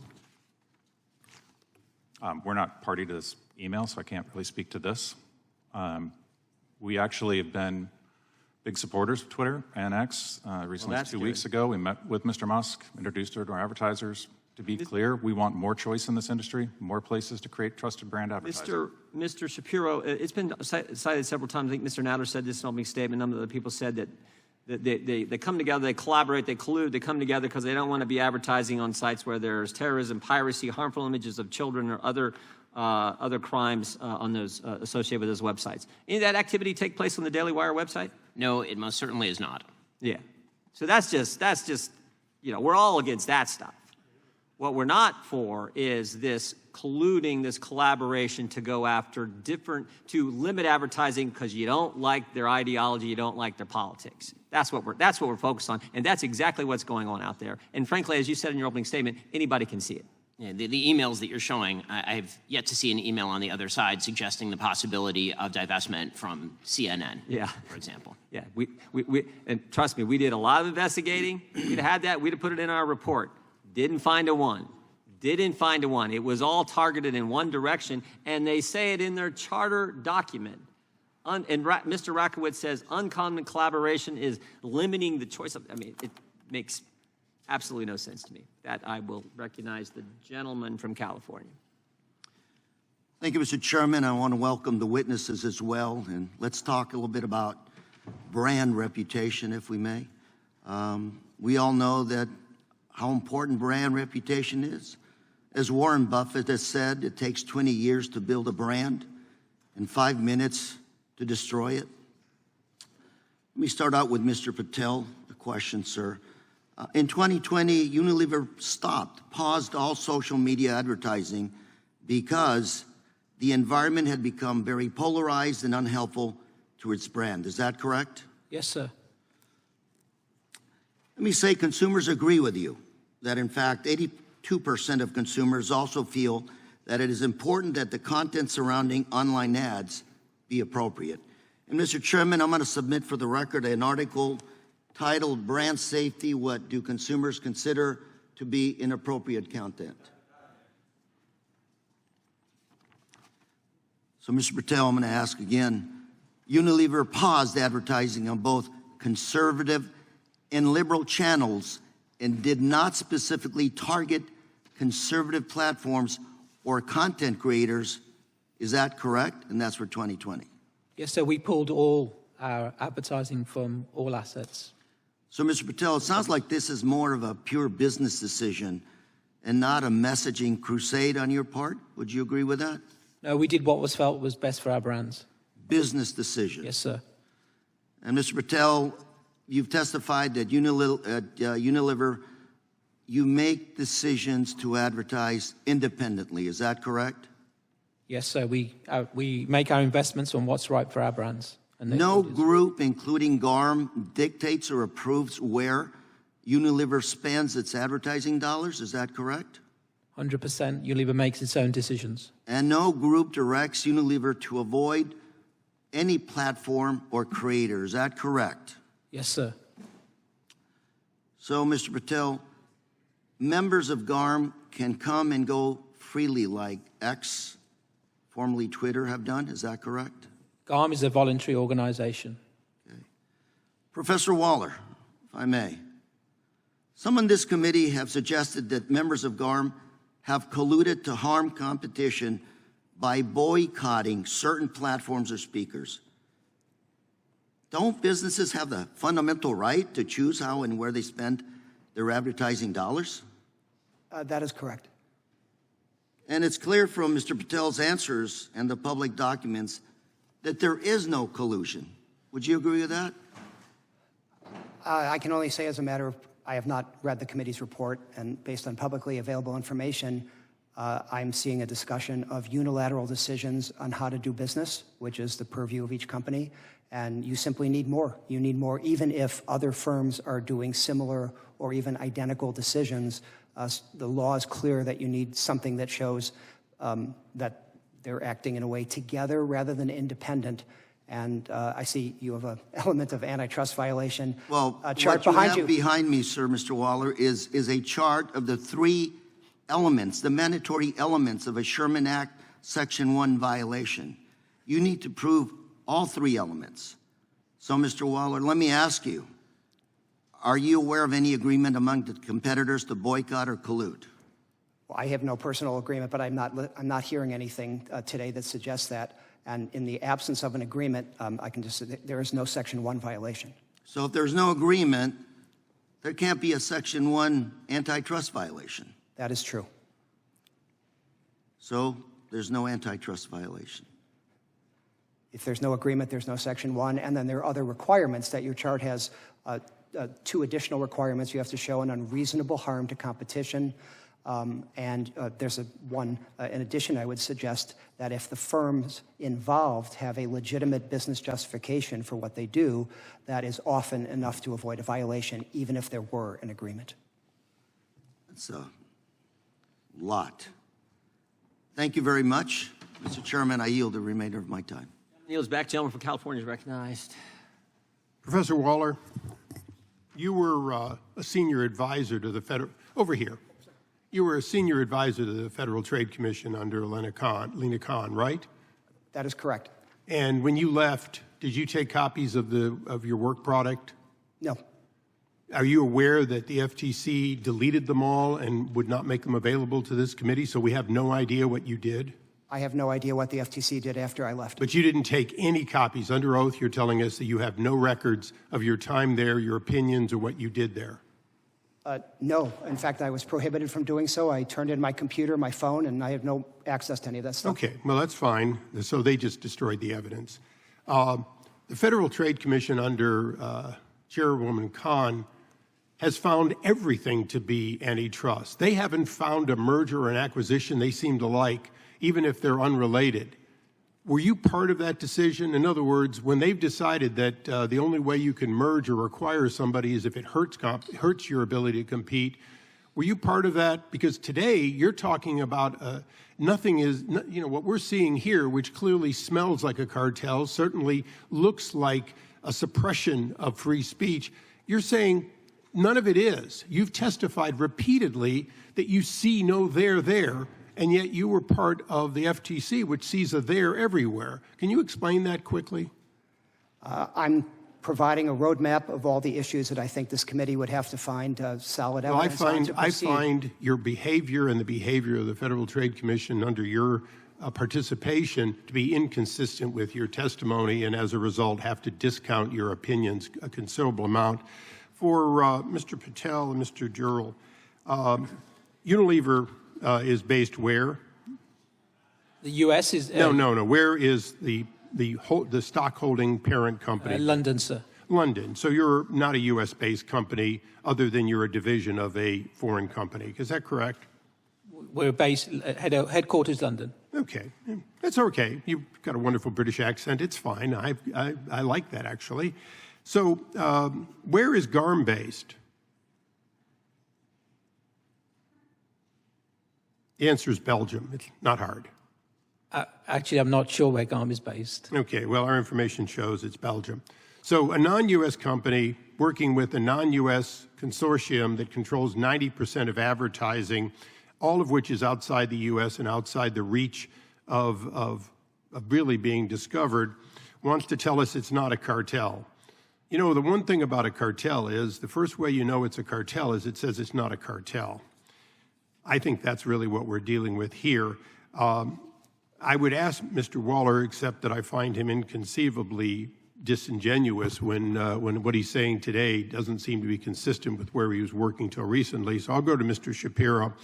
Mr. Shapiro, do you have more than 10% market share in the advertising or social media work?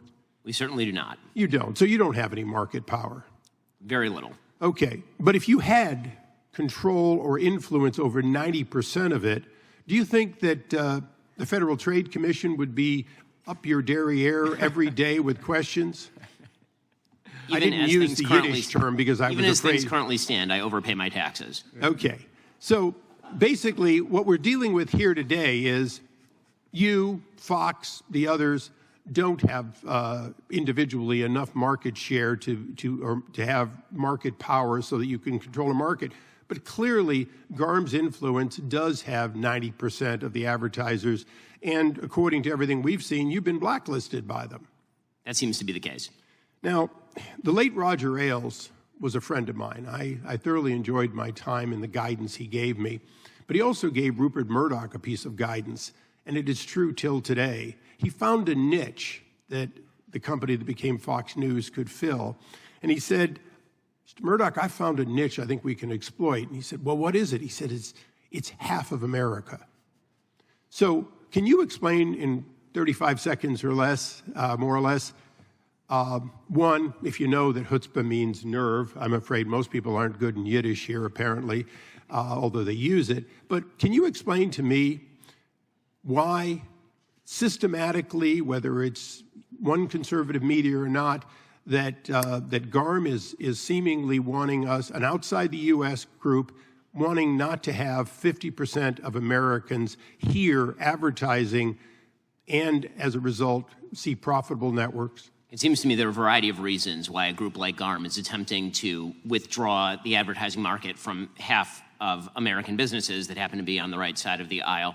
Those reasons range from the overtly political to the fact that they coordinate with foreign governments. GARM actually does coordinate in Europe with a bunch of European governments in consolidating standards and all the rest, and they obviously don't have the same First Amendment restrictions that they do in the United States. These sorts of informal arrangements are then carried across the pond here and incentivized by, again, members of this body, members of the executive branch, who put pressure on social media companies in order to throttle particular viewpoints.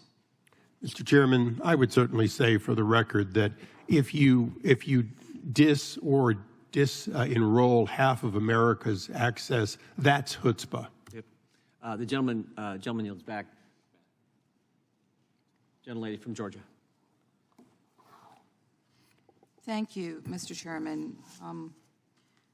Responsible advertising standards are being questioned here today, and we should not be using taxpayer dollars to speak on an issue that has been investigated and produced no support for any unlawfulness. We need to trust the facts that we have gathered, not chase conspiracy theories or force companies to make investments against their will. There are so many issues that we could be focusing on here today that would actually kind of save millions of lives, such as gun violence prevention, or better serve the American people and make a positive and meaningful difference in the lives of those that we are sworn to serve. We could focus on measures to reform our prisons and protect our children from online violence, or we could make a good faith effort to protect the First Amendment. We have urged our colleagues on this committee time and time again to follow the facts and resist the urge to chase down unbiased claims for political clout. We should be using tax dollars to help the very people who pay them. Instead of some of my colleagues in the majority are wasting money so that they may spread falsehoods and distract the public from their inability to effectively legislate. And I want to thank each and every one of you for being on this panel today.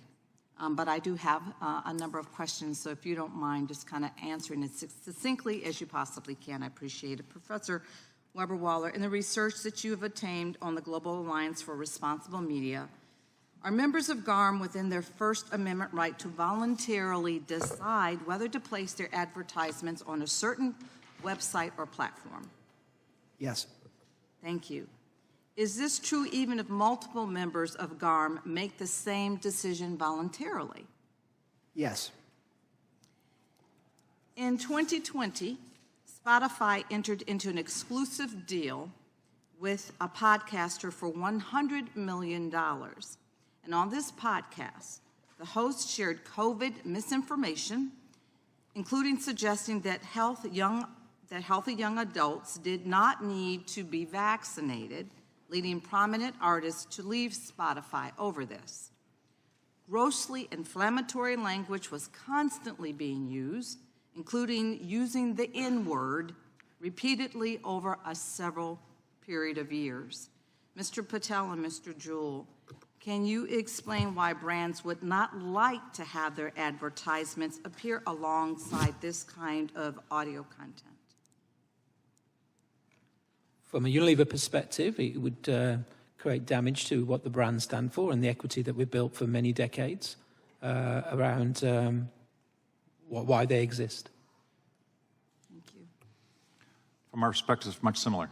Companies spend billions of dollars over decades building their brands, committing certain values, making it feel safe, making it feel useful, making it earn its place in consumers' lives.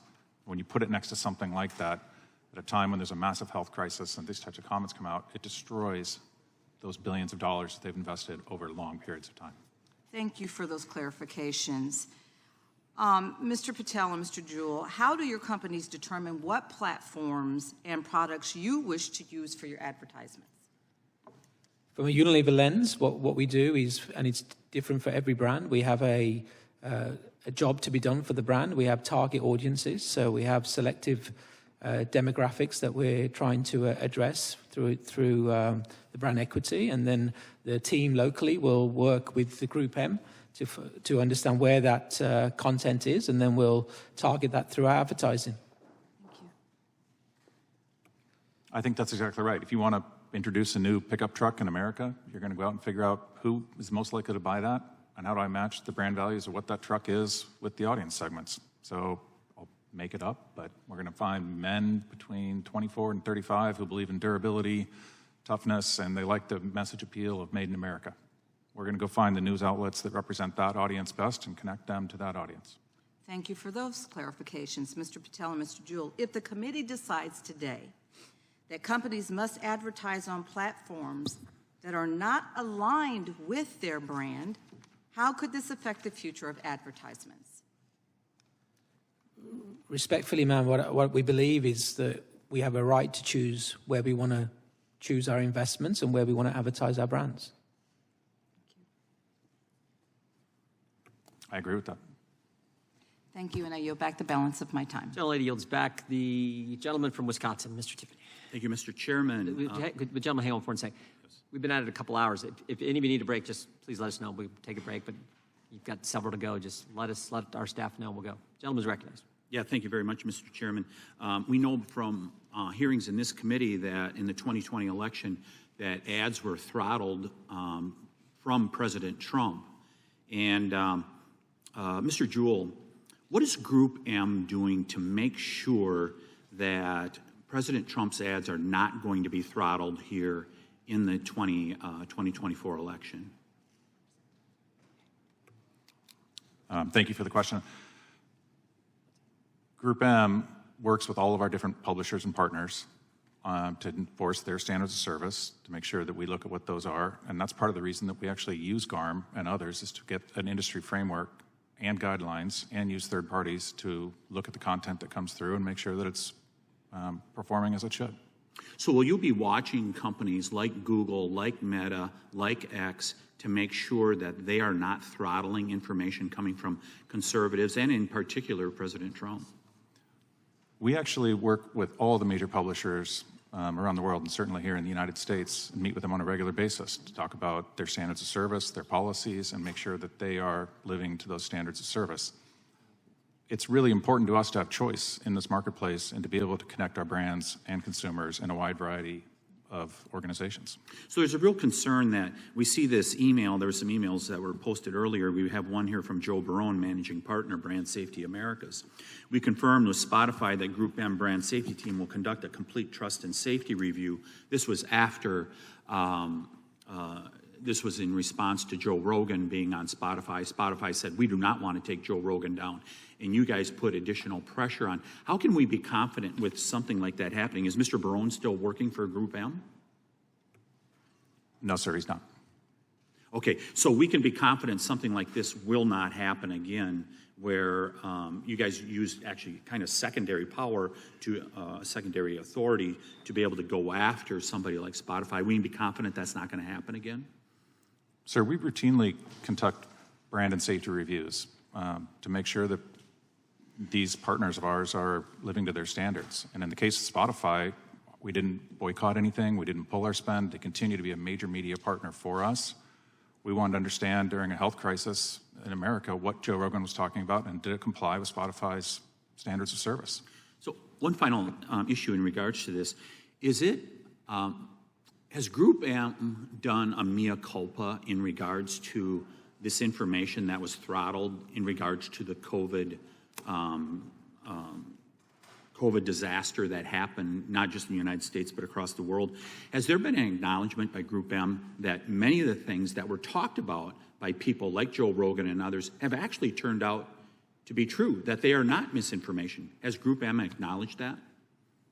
Sir, I'm not aware that GroupM ever came out and said that Joe Rogan was spreading misinformation or that Spotify, the platform. We asked Spotify to clarify their policies.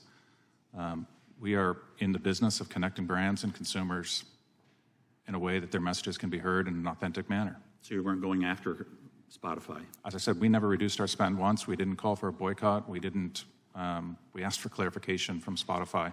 Mr. Patel, the VP for Facebook let us know a few years ago that they put out information telling people how to get into this country illegally, and we've seen over 10 million people do that here in less than 4 years under the Biden administration. Is your company, Unilever, does some advertising on Meta, I'm assuming? Yes, sir. Yeah. Is a Trump ad, as was alluded to by my colleague from Florida, is that more dangerous, or is it more dangerous to have Facebook telling people how to get into our country illegally? You had some VPs that said that a Trump ad was very dangerous and that it should be pulled down. Is that more dangerous, a Trump advertisement for president, or is a Facebook saying that they are encouraging people to come into the country illegally? Which one's more dangerous? So from a Unilever lens, we believe that's not the content we want our brands associated with. Will you stop advertising with Meta? Because they have encouraged people to come in illegally. I mean, if you took an ad like that out in the newspaper, you'd be in big trouble. It seems like the same thing should happen to Meta. They're breaking the law, telling people how to come into this country illegally. Will you be dropping your advertising from them? So that's why we work with GroupM and the different partners to ensure our brands appear adjacent to the content that we're targeting for the audiences that we are. But hasn't GroupM failed you then? They did not find out that they're actually encouraging illegal activity. Shouldn't GroupM be telling you that, hey, there's a problem here? So that would be, we also have verification within our own organization to see where our assets are appearing. So it would be picked up in the system. I wish I could do some more follow-ups, but I'll yield back, Mr. Chairman. Gentleman yields back. Mr. Swalwell. Thank you. Mr. Shapiro, thank you for joining us today. I think it is important that you're here as one of the leading conservative voices in the country. And the country has, in the last couple weeks, talked a lot about and Googled Project 2025. It's one of the most Googled search terms right now. And you're not going to get any censorship from me. So I just wanted to know, from your perspective, I think it would help us understand, on just like a scale of 0 to 100%, how much do you support Project 2025? I think, like President Trump, I haven't looked all that deeply at Project 2025, but it seems that Democrats on this committee, sort of like Peter Pan and Tinkerbell, if they say Project 2025 enough, their presidential candidate becomes alive again. And so, well, let's just talk about pieces of it, and I guess you can tell me if you support it. You probably want less bureaucracy, right? I do. I want less bureaucracy. You want more efficiency? I do. I want more efficiency. You want taxpayer money spent wisely?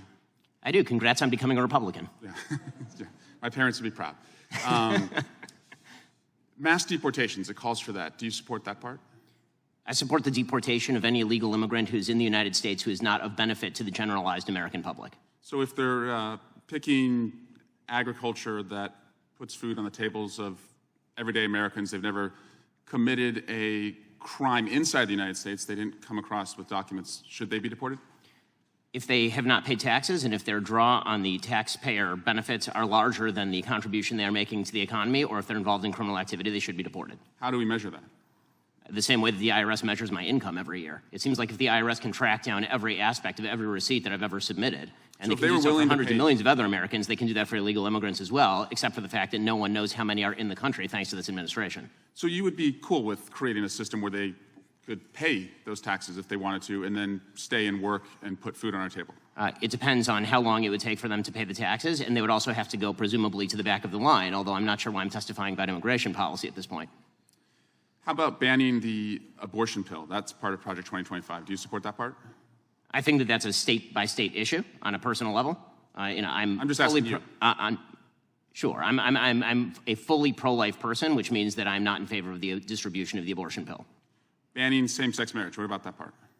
I am in favor of traditional marriage between a man and a woman, and I'm perfectly fine with anyone having any sort of voluntary sexual arrangement they seek. That's a different thing from whether the government should attach benefits to that personal relationship. But you think it's a sin to have same-sex marriage?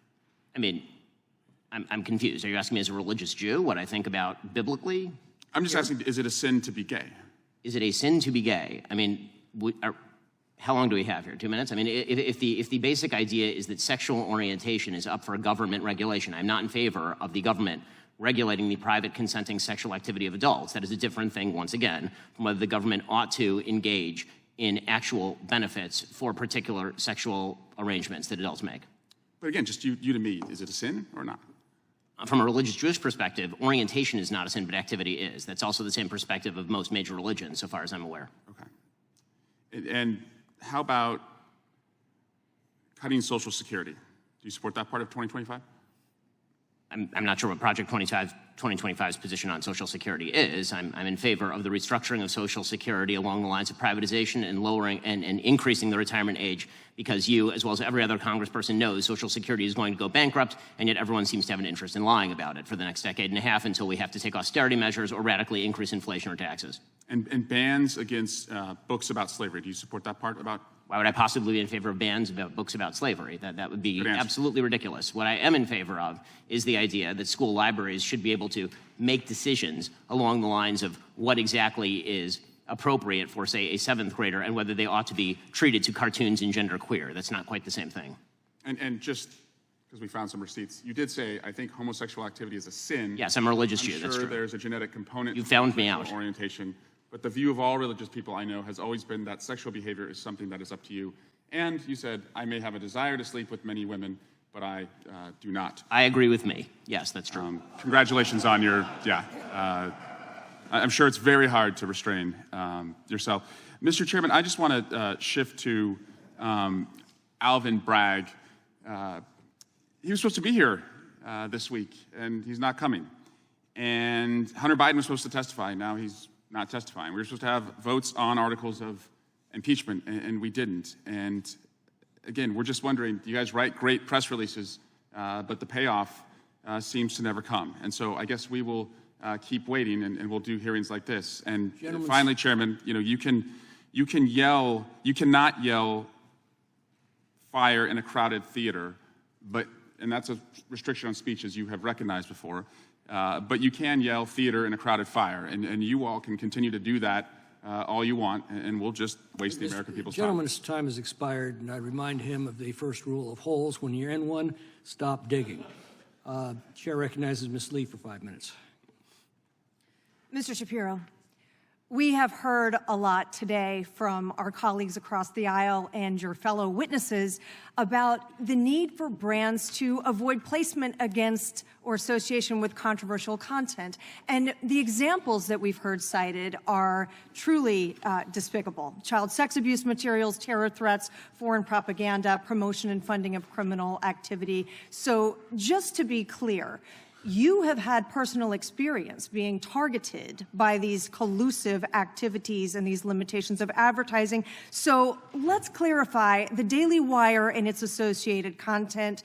Do you include any child sex abuse materials on your website? No, we certainly do not. Do you promote terrorist activities or ISIS videos? No, we certainly do not, unlike some members of the Democratic Party who seem to be... Do you promote or fundraise for criminal conduct? We do not. Do you share foreign propaganda? We do not.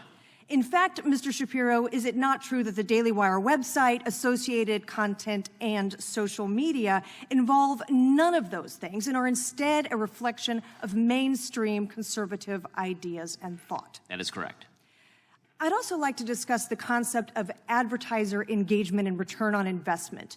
Do you have any knowledge or information about the level of audience engagement with advertisers who do choose to advertise on your platforms? Thank God we have extraordinary levels of advertiser engagement with our audiences, which is why we continue to maintain a significant ad presence despite the obstacles we've discussed today.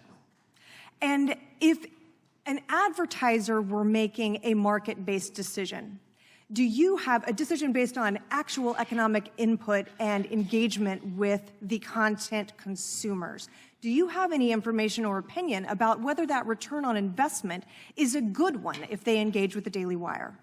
I'm obviously biased in this matter, but I obviously think it would be an excellent investment, and we have heard from certain advertisers that what they actually would like is some sort of cover and less public pressure on them so they can make market-based decisions. Now, in your experience, you have actually had your own content limited or removed or censored, have you not? We have. Would you share with us some of the examples of content that you have had limited or censored? Well, let's see. I have about 4,000 of them.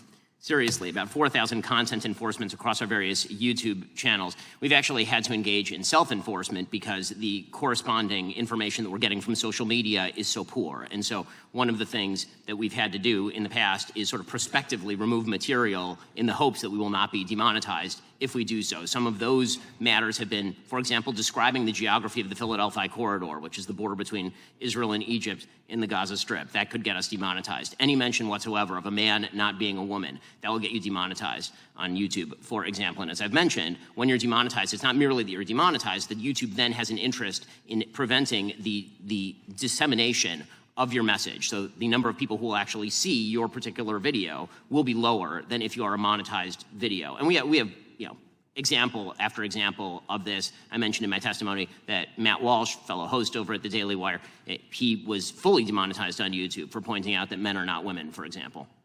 So is it correct to say, then, that the collusive activity by advertisers to choose to limit or choose to restrict utilizing your platforms, it has both a monetary impact and a potential impact on your ability to reach new subscribers and viewers? That is certainly true. Now, you touched earlier on the fact that you've obviously been able to transcend these types of barriers in your own business operation, but you touched earlier on the type of detrimental effect that this has on a new or startup company. Could you explain to us exactly how this type of conduct or this type of collusion can inhibit the ability of new companies to form or new thoughts or ideas to actually reach the American public? Sure. So let's take a look at a startup conservative media company, and GARM decides to apply its misinformation standards, which are extraordinarily broad and subjectively defined to that conservative startup media company. They have to be extraordinarily careful of what they say to the extent that they may not report material that they think will be detrimental to them. And we've been demonetized in the past for even pointing out something that's now become patently obvious to the American people, the mental decline of the President of the United States. If you are a startup media outlet and you are focused in on something like that, the possibility that you will then be demonetized by a social media platform based on GARM removing its advertising, using its standards, telling its advertisers not to advertise on these particular platforms, that's going to deprive you of the advertising revenue necessary to actually build your operation, get new reporters, hire new opinion writers, and then do the actual marketing on your own that you would want in order to achieve market share. And you go all over the world and give talks and engage with everyday citizens about the issues that are of interest and concern to them. In your opinion and experience, do those issues you just touched on, are they of interest to people about, just in general, the political discourse and things they want to hear content about today? They certainly are of interest. And I find it a mass puzzle as to why the advertising market, if there is no sort of at least informal collusion between them, have deprived the advertising revenue from literally half the American public. The gentlelady's time has expired without... For what purposes, General? Mr. Chairman, I need to speak to my colleague's comments about Professor Waller. He misrepresented and maligned the witness and falsely represented that the witness has something to do with the majority's far-reaching investigation. Point of order, Mr. Chair. Yeah. GARM testified over a month ago on all these questions. Gentlemen will the majority could have invited them to speak at this hearing. They did not. I'm finished. The gentleman has a right to speak on his time, or if it's yielded on someone else's time. If there's no motion involved, the gentleman is not in order. Does the gentleman wish to pursue a point of order? I withdraw it, Mr. Chair. The committee will now stand in recess for 5 minutes to give the witnesses and the members a break.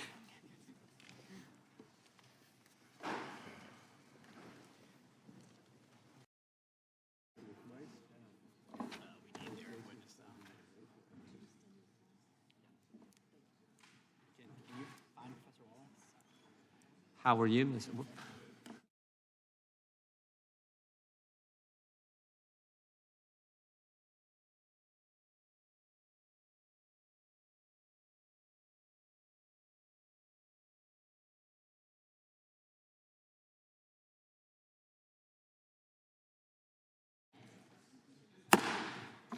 committee will come to order. The chair now recognizes the gentlelady from Pennsylvania. Thank you, Mr. Chairman.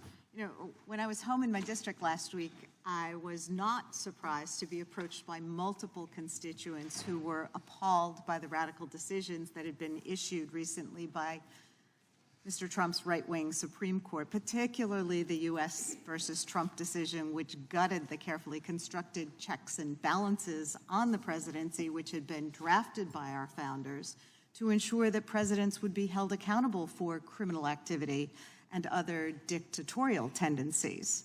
I was more surprised at the number of constituents, and it was not small, who wanted to talk about the Trump court's decision to overrule the Chevron decision. I mean, administrative law is not usually the first thing that I get approached on, but at picnics and out in the community, at the grocery store, the checkout clerk wanted to know about the Chevron decision.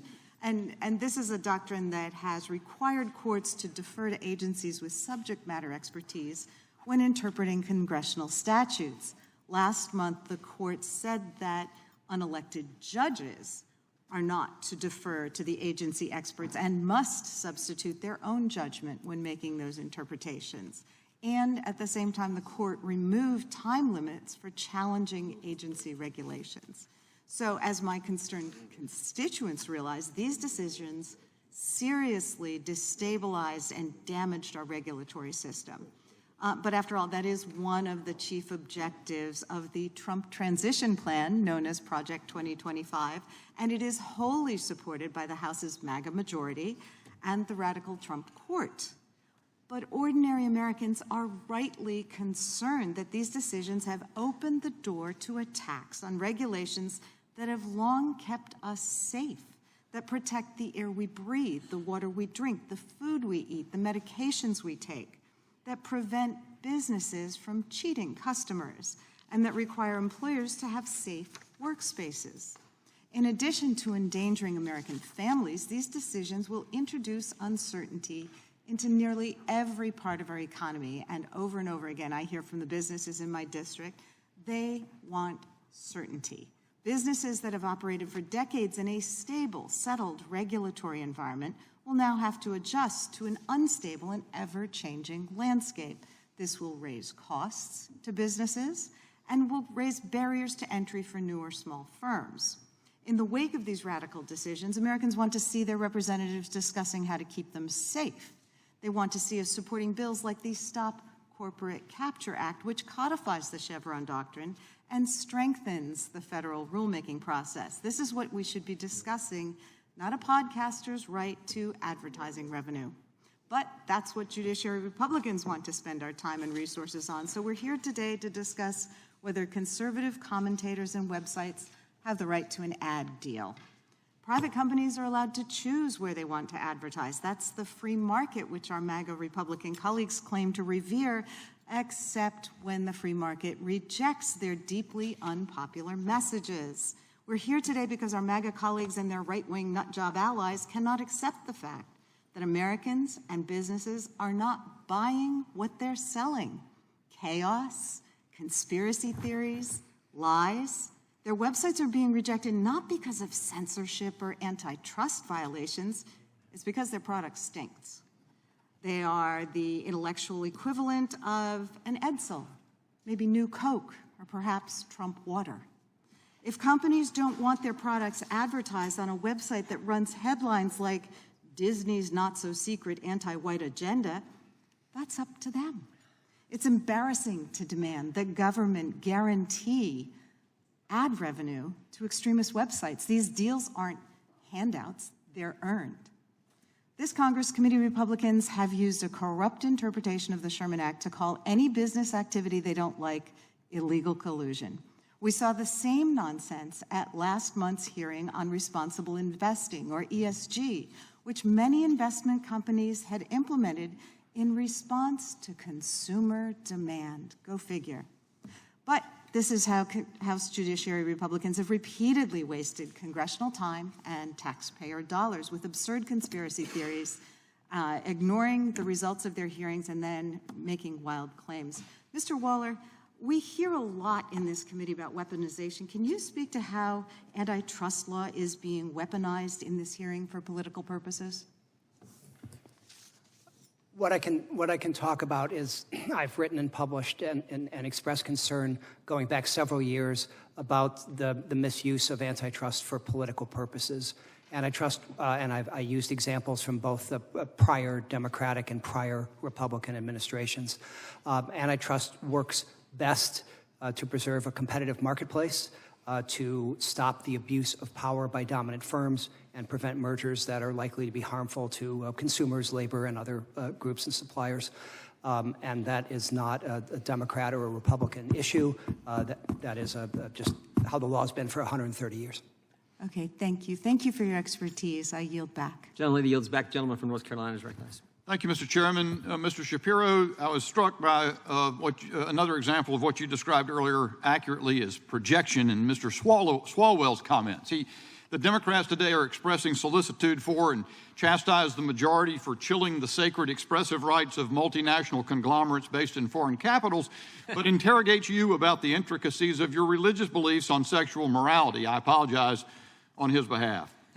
If it were genuine, I would sympathize with the objective of keeping famous brands out of controversy, that they stick to sports and entertainment. But the World Federation of Advertisers and their GARM that they've created, their members, they and their members continue to seek to involve themselves in highly controversial issues. Your colleague Michael Knowles in an article last year pointed out that InBev is a member of WFA. And the pretext for what we're talking about today is they want to keep their brands out of trouble, but they rolled out the Dylan Mulvaney campaign and destroyed the famous Bud Light brand. But they would tell us that the purpose of this organization, all these global conglomerates are members of, is to keep their brands out of trouble. Disney's a member of the WFA, according to Mr. Knowles' article. The report that the committee has issued discloses intense activity by GARM around Musk's purchase of Twitter. They didn't like that. Mr. Rakowitz, in a February 2023 email, joked to his colleagues about, quote, being the idiot who challenged Musk on brand safety issues. Since then, Twitter is 80% below revenue forecasts. And I think that email can be taken a couple of ways, but it sort of appears that he's actually patting himself on the back. He was called an idiot, but he's saying, I'm the genius that took Twitter down 80% of its revenues. But there's also, one of the things that they didn't like about Twitter was that they say Mr. Rakowitz also wrote that he had connected with members of GARM's steer team, these guys, about Mr. Musk's leadership of Twitter, and Unilever has, quote, issues with overly partisan takes, e.g. Hunter Biden laptop exposure. I think Mr. Tiffany was onto something earlier when he begged the question about interference in American elections. And the question I think I'd like to pose, I've heard a lot from my colleagues in the time I've been here about foreign malign influence. The Hunter Biden laptop suppression very arguably had a significant impact on the outcome of the 2020 election. So is this foreign malign influence? And what determines whether foreign influence from London, for example, is malign? Again, I think that one of the big problems here that we have is vague, unspecified, subjective standards that are posing as pseudo-objective standards. And under that guise, all bias falls in one direction. When all the bias keeps falling in one direction, you start to suspect that actually the standard is not objective. And once again, the standards that are being used by GARM are, as stated by the titular head of GARM, not aligned with the First Amendment. This is a person who is overtly criticized, according to the report, the First Amendment itself, talked about how those standards should not apply. So why wouldn't he apply his own standards or the standards of a political side of the aisle to advertising dollars if they could? I mean, the use, again, of advertising dollars as a cudgel in order to shut down one political side of the aisle, the effects of that are quite clear, certainly on a wide variety of businesses on the right. So is it then, whether or not antitrust law as it currently exists extends to that, if foreign governments or foreign-based political actors with global reach are using their economic power to limit the expressive rights of Americans, or certainly to intrude on and affect our electoral processes by favoring one political side or the other, to the point of, jumping and saying we don't like the Hunter Biden laptop being exposed, is that not a legitimate object for Congress certainly to look at? And then should Congress consider the extent of its regulatory power to protect Americans' expressive rights? I mean, it's certainly quite dangerous when you have the EU working with GARM to set standards for what companies can and cannot advertise or should not advertise, while simultaneously attempting to regulate the social media companies that are largely the recipients of those ad dollars. What accounts for the solicitude of my colleagues, the Democrats, for the international conglomerates' expressive rights and their disregard for the expressive rights of ordinary Americans? Yeah, I mean, the hypocrisy is rather glaring. As I said earlier, the shocking adherence to free market capitalism and freedom of consumer choice on the left side of the aisle today is something to behold. They've invoked it almost as commonly as they've invoked Project 2025 today, which, frankly, I'm getting a little creeped out by. I think if they say it 3 times, then President Trump appears and challenges them to a golf match or something. It's like Beetlejuice. It would be funny if it weren't so strange. Thank you. Gentleman yields back. The gentlelady from Pennsylvania. Thank you, Mr. Chairman. And I thank all of our guests for being here today. Professor Waller, I appreciate you being here and sharing your time and your expertise with us on these issues of antitrust. And I thank you for setting this committee straight when it comes to, as you put it, quote, the consensus of understanding of antitrust laws by most courts and commentators.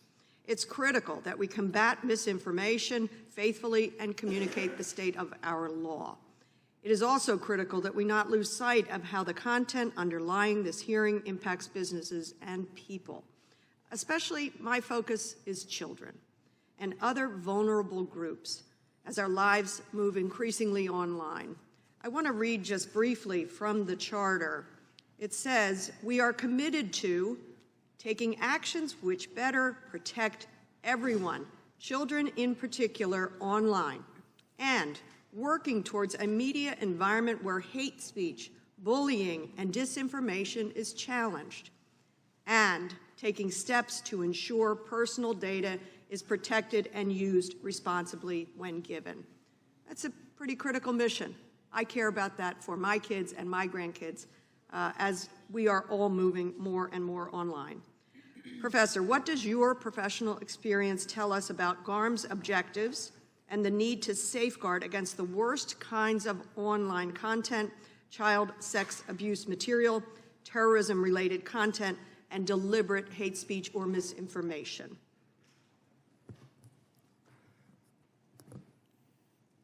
What I've heard today, particularly from the witnesses from the companies, is a concern that an antitrust agency or an antitrust court would take very seriously as a legitimate business concern about how the standards for GARM assist a company in making a unilateral decision about the types of advertising that would best serve their marketing and brand management strategies. So I can't take it much past that, but I'm hearing something that a court or an agency would take seriously. I appreciate that. And Mr. Patel and Mr. Juhl, maybe you could help me here. From your perspective, if businesses were required to place ads on certain platforms, what would that mean for your companies? And if you're comfortable speaking to this issue that I just pointed out I care deeply about, what do you think it would mean for child sexual abuse victims and survivors? Mr. Patel. Firstly, what I would say is that telling us where to invest wouldn't be the best return investment for our brands and how to build the equity of our brands in the US would be the first response. We have a clear policy when it comes to where our brand agencies want. We don't want our brands to be near any harm.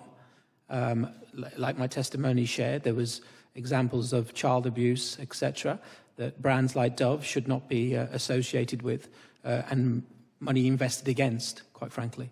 Can you give me an example of that? An ad placement? Yeah, but I think two years ago, there was a Dove ad that was next to child abuse.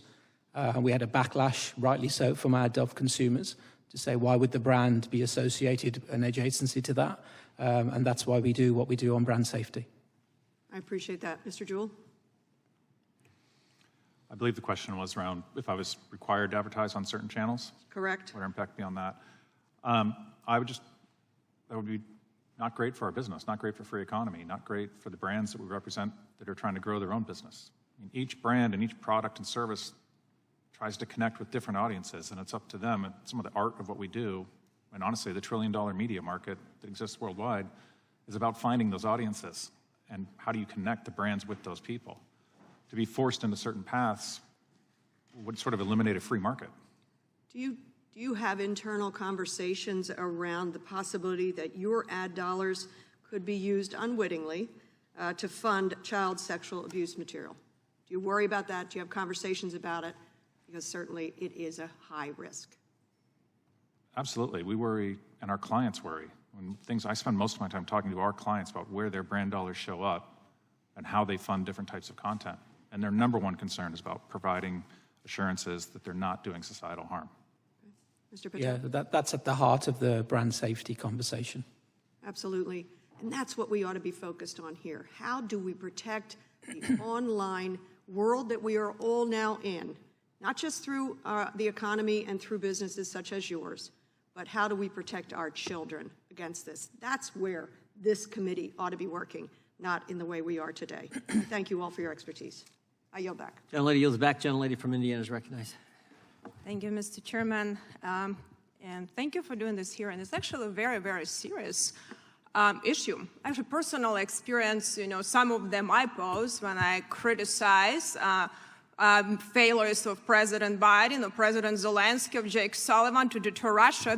Actually, we couldn't even post some of them, not just to get traction. It was kind of interesting. But so I'm sure that this is, very serious situation for a lot of people, for freedom of speech, or freedom of opinion, and we're creating dictatorship of opinion, tyranny of opinion in our country. And I agree with Professor Waller, that's not a traditional collaboration of cartel. That's not a traditional cartel, too, because we actually have government coercing businesses and using mechanisms in businesses to restrain trade and take down competition. Very interesting. You actually, on the website of all of this organization, you talk it's first of its kind, cross-industry alliance. This is actually a flagship project of the World Economic Forum. We're creating public-private cooperation framework. We're actually creating this global risk, initiative and to control misinformation and disinformation, to shape the future of media, entertainment, and culture, and using organizations like SEC, FTC, PCAOB to take down competitors and businesses that don't agree with the dictatorship of opinion that we're creating. Actually, it's kind of interesting, I have to tell you, under Karl Marx and Hayek, communism, socialism, it's not redistribution of wealth. That's control of means of production, centralized power. And now we're centralizing power in Washington, D.C. by controlling means of production, maybe not in the form, but in the essence, by using financial system, by using UN climate agenda and CSG, which is very vague disclosure, by using global organization to coerce CEOs and businesses to be able to intimidate, to sign on to something actually could be against the interests of their shareholders. This is very dangerous, what we have right now, creating the collusion of business and government.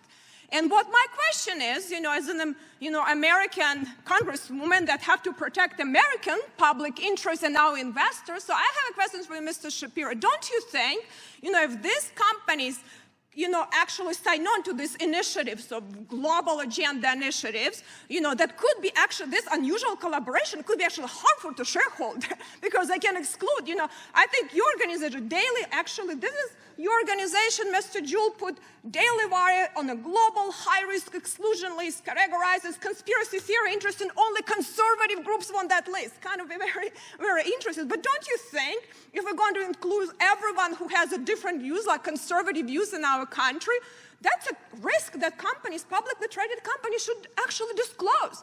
I think SEC need to tell them so American investors know, do they want to invest in all of these global initiatives and know that their pension funds are investing in these initiatives? Don't you think that is transparency that American public deserves, and actually protect them, because they might make your country, board-go company bankrupt because they now also colluded to take down boards using some illegal tools, but very interested in passive investment to become an active shareholder and against interests of the company. This is a pretty organized, very clever organized cartel. I agree. It never existed before. This is a very dangerous cartel to actually intimidate Americans and go after our First Amendment rights and freedom of speech and using money to do that. So I have, a little bit that minute remaining. So I would like Mr. Shapiro to tell me, what are your thoughts? I mean, do you think American people deserve at least transparency so they know where the money are going? That is my main concern. I think the lack of transparency is extraordinary, and the question that I would have for some of my colleagues on the panel is, can they name a single conservative outlet or conservative-leaning host that they would deem to be brand safe on behalf of their advertisers? A single one, and if so, could they name them? Yeah, that's maybe something, Mr. Juhl, do you know who's a good, because you excluded a lot of conservative media, your company. So which are not in your risk profile? There are 600,000 sites in that exclusion list, and the vast majority of those are made up of illegal content, IP infringement, and we work very hard to make sure that we understand who those are and how we protect our brands from infringing on that. Well, do you have high level, with a lot of traction, liberal groups on that list? Give me some examples. Or because I only see conservative ones. So which ones? MSNBC actually part of his interest in NBC. It's part of your cartel. So that's a convenient way. You want them to be part of your cartel. So how does that work? To be not on the global exclusion. The time the gentleman can respond. Time the gentlelady has expired. The gentleman wishes to respond. I think the question was directed to Mr. Juhl. The exclusion list is public. We have access to it. There are sites on both sides of it that are represented. Time the gentlelady has expired. The gentlelady from Texas is recognized. Thank you, Mr. Chairman. I have lost count of the number of times we've convened this committee to advance tired, debunked, and wholly irresponsible right-wing talking points. But here we are again today. This morning, my Republican colleagues are upset that private companies that prefer to not have their ads monetize online disinformation or disturbing content have established a task force to address their concerns. According to my Republican colleagues, these efforts harm conservative media. But let's be clear, this hearing is about Republican concerns over continuous drops in ad revenue on social media sites like X, formerly Twitter, whose CEO has done his best to make the site accommodating to hate speech, disinformation, anti-Semitism, adult content, and other inappropriate material since buying Twitter in 2022. Concerned companies have paused advertising on the site or walked away from advertising on X altogether to preserve their brand safety and their brand's reputation. This has angered my Republican colleagues who do not want companies to have the freedom to make decisions in their own best interests. Apparently, they now hate the free market, which is an incredible turnaround. I have a question for Mr. Juhl and Mr. Patel. One anti-Semitic conspiracy theory that has proliferated in certain quarters of the internet is the so-called Great Replacement theory, which claims that Jewish people are orchestrating mass immigration in order to replace the white population. Can you explain why global brands would not want their advertisements to be associated with publications or individuals who promote the racist great replacement theory. Mr. Patel, I'll ask you first. Well, first of all, we want to invest our marketing investment into the brands with the target audience that we go after. And that type of content wouldn't fit with what the brands stand for and what our consumers would expect from the brand. Mr. Juhl? As I said earlier, brands spend billions of dollars over decades building trust with consumers about the products and services that they bring to market. That's how they build their companies. That's what advertising does. If you then take that and put that next to content that is incredibly polarizing and divisive, think of the frame of mind of that consumer as they're looking at that. It's a bad association. We want to create good associations between products and services and the consumers. It's not about the content in terms of being conservative or progressive.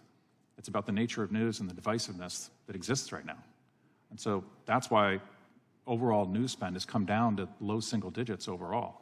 It isn't about progressive or conservative. It's about the frame of mind and creating positive associations for our brands and our consumers so that they can have the productive conversations they want to have and continue the brand growth over time. And wouldn't you say it's also about your bottom line? Absolutely. And what would happen if, you've heard the debate happening here on this dais all day. You've heard the questions from my colleagues on the other side of the aisle. You can sort of see the intention and where they're trying to drive this conversation. They want to ensure that you are forced to do what they want you to do. What would that do to your brand and to your business and to your bottom line? Mr. Patel. So firstly, ma'am, it would severely impact the brand equity and what the brand stands for. As we built these brands over decades and decades with substantial investment. Secondly, we would get a consumer backlash because they couldn't associate the brand with the content. And thirdly, the bottom line impact would be lost sales. And we're very proud to be serving 90% of American households today with our portfolio. I appreciate it. I'm running out of time. I'll just say this. You've heard a couple of members mention Project 2025, and there have been some jokes made about it, and we've seen some of my colleagues try to run away from it. The whole point of our bringing this up to the American people, and as we've seen today, is that there is an effort by our colleagues on the other side of the aisle to force their will upon the American public and American businesses, and it's terrifying. I yield back. Gentleman yields back. The chair now recognizes soon-to-be Governor of North Dakota, Mr. Armstrong. Well, thank you, Mr. Chairman. I didn't know we were going to talk Chevron deference. I didn't know we were going to talk consumer welfare standard and antitrust, which we have an entire FTC that has decided that is no longer the standard anymore. But I think sometimes when we talk about this stuff, it's when you live it and you deal with it. Mr. Shapiro, you're not asking Congress to force any particular advertiser to advertise on your show, are you? No, I certainly am not. And this isn't this debate and conversation we're having right now isn't as simple as an advertiser calling you and saying, hey, I'm not going to re-up my next contract because my ad revenue is not generating what we're doing. That is normal course of business. It has happened from time to time. Yeah, and it's not as simple as, we could talk Schrenk and Brandenburg and fire in a crowded theater, but one of the times you can yell fire in a crowded theater is if you see smoke. Like, that's truly what the decision means. There's an imminence requirement. I've been off judiciary for a while. I haven't got to give my speech on fire in a crowded theater is not actually the law, but from there. So we talk about demonetization. We do all of these things. Explain how it works. Like, you are a businessman. You provide content. You have over 1 million paid subscribers, I believe. Yes. You understand your demographics. You understand, that has a value add. So explain how this works and why it's a problem. Okay, so the way that demonetization typically works is that we are notified by YouTube, for example, that programmatic ads will no longer be placed in the content on a particular video. We've also had videos that are taken down by YouTube for the same sorts of reasons because they're trying to provide what GARM would call a brand-safe environment. And so they will censor those videos or they will restrict the reach of those videos. So it's not just that we receive less revenue, it's also that the messages that are being disseminated in those videos see less audience. And this has become sort of a common practice. I mentioned earlier, we've had probably 4,000 content enforcements across our various YouTube channels based on some of the most innocuous statements that I've ever made or that some of our other hosts have ever made. That demonetization is not just a matter of removing, prospective advertising dollar from the pockets of particular outlets. It is a matter of also shrinking the reach of particular accounts, such as to violate sort of censorship generally, those sorts of general standards.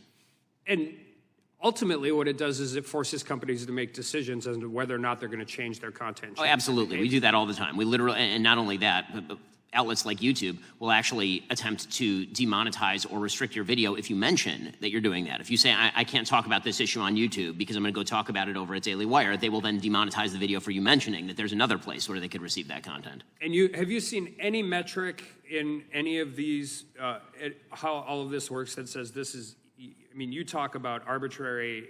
capricious, rules. yes. Yeah, all of those different rules, but is there any evidence whatsoever that this is applied even-handedly at all?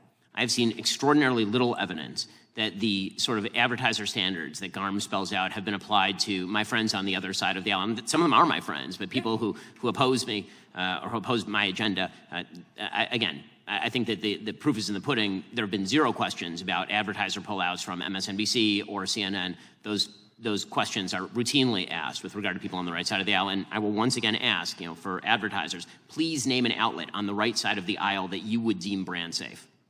Well, that's my point. This isn't a particular advertiser choosing not to advertise on a particular show or a particular medium. This is widespread throughout the industry, which is eventually trying to create the content. And it would be easier to deal with this. We talk about misinformation and disinformation and all of that. But we have also been in these hearings where they were censoring malinformation, which is a brand new word, which is actually true information that isn't being used in what they deem the correct context. That's correct. And so we conflate the First Amendment and censorship and all of these different things at different times. But eventually where we have to end up here is in a space where there is the ability for people who have thought and have on the other side of the aisle to be able to participate in a marketplace in a way that is fundamentally fair. And I don't think advertisers are making these decisions based on where they're reaching the most customers. I think that there's a lot of fear that goes into it, and I think there's been a bait and switch that's been played by some members of the Democratic Party in going after social media companies and threatening a different incentive structure, suggesting that if they put their ad dollars the wrong way or set their standards the wrong way, they are going to be regulated, they're going to be targeted, and then the minute that anybody says that that's happening, then the answer is you're now putting pressure on advertisers. How dare you invoke principles of free speech while attempting to tread upon it? Yeah, and oftentimes they just hire former FBI agents to do the compliance in their own social media company. With that, I yield back. Gentleman yields back. Gentleman from North Carolina is recognized.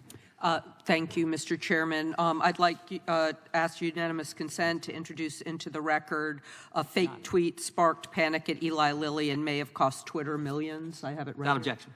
Thank you. And thanks to all the witnesses for being here today. I actually thought that Republicans were supposed to be proponents of the free market. But now I see I was mistaken because the majority of this committee appears intent on having independent companies run ads on their favorite conservative media platforms.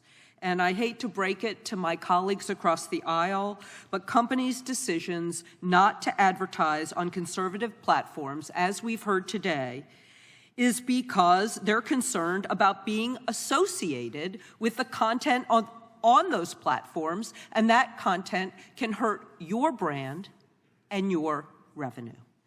And that's not an antitrust violation. That's the free market doing its work. It's also not an antitrust violation for these companies to be members of the Global Alliance for Responsible Media. They're not forced to do that. GARM is an organization that, as Professor Waller notes in his written testimony, does not appear to function as a trade association or even a traditional standard-setting body. Professor Waller also notes that GARM's members, for the most part, don't compete with each other. Rather, GARM's members are freely associating, a First Amendment right. It is explicitly protected by the First Amendment. So the majority and Mr. Shapiro allege that GARM is helping advertisers collude in violation of our competition laws. And I quote Mr. Shapiro, prevent anyone from disseminating information they don't pre-approve. However, GARM's members lack this kind of power. They're not gatekeepers for online information. And even if they did have this power, the revenue Mr. Shapiro's own company and popularity of his podcasts undermine this argument. However, even if there was collusion, which there is not, that could be protected by the First Amendment, by the right to association and the right to speak or not to speak. Isn't that right, Professor Waller? Because the Sherman Act was never intended to restrain First Amendment expressive actions like group boycotts. Is that correct? Yes. The First Amendment in antitrust operates more as a shield rather than a sword. And companies are allowed to work together or individually to seek governmental action, to persuade the public on matters that are of concern to them. And Professor Waller, even if it made sense to characterize GARM's conduct as a boycott, would that make any difference under the law?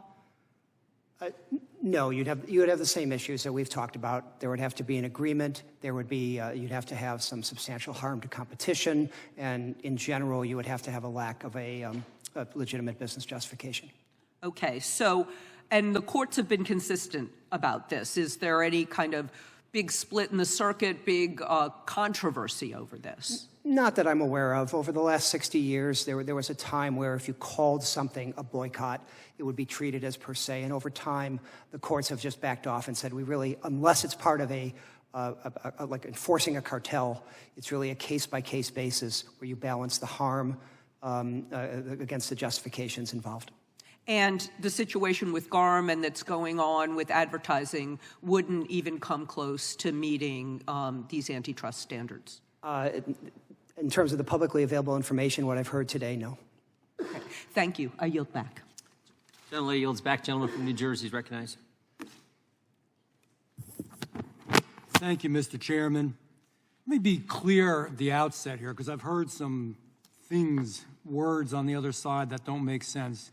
Nobody here, and we all know this, I shouldn't even have to say it, nobody here believes in advocating for child pornography, for violence, for glamorizing harm to others, for human rights.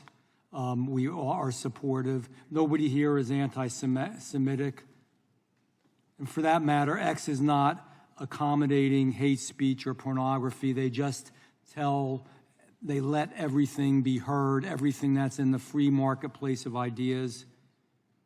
And we are proponents. We keep hearing, oh, you're not proponents of the free marketplace. The very reason we're here is because we are proponents of the free marketplace. The very problem that you have in what you do is you are stopping the free marketplace, not only of goods and services, but of ideas. That's what America is based on, a freedom of ideas. It doesn't matter if you're conservative, if you're progressive, if you're liberal.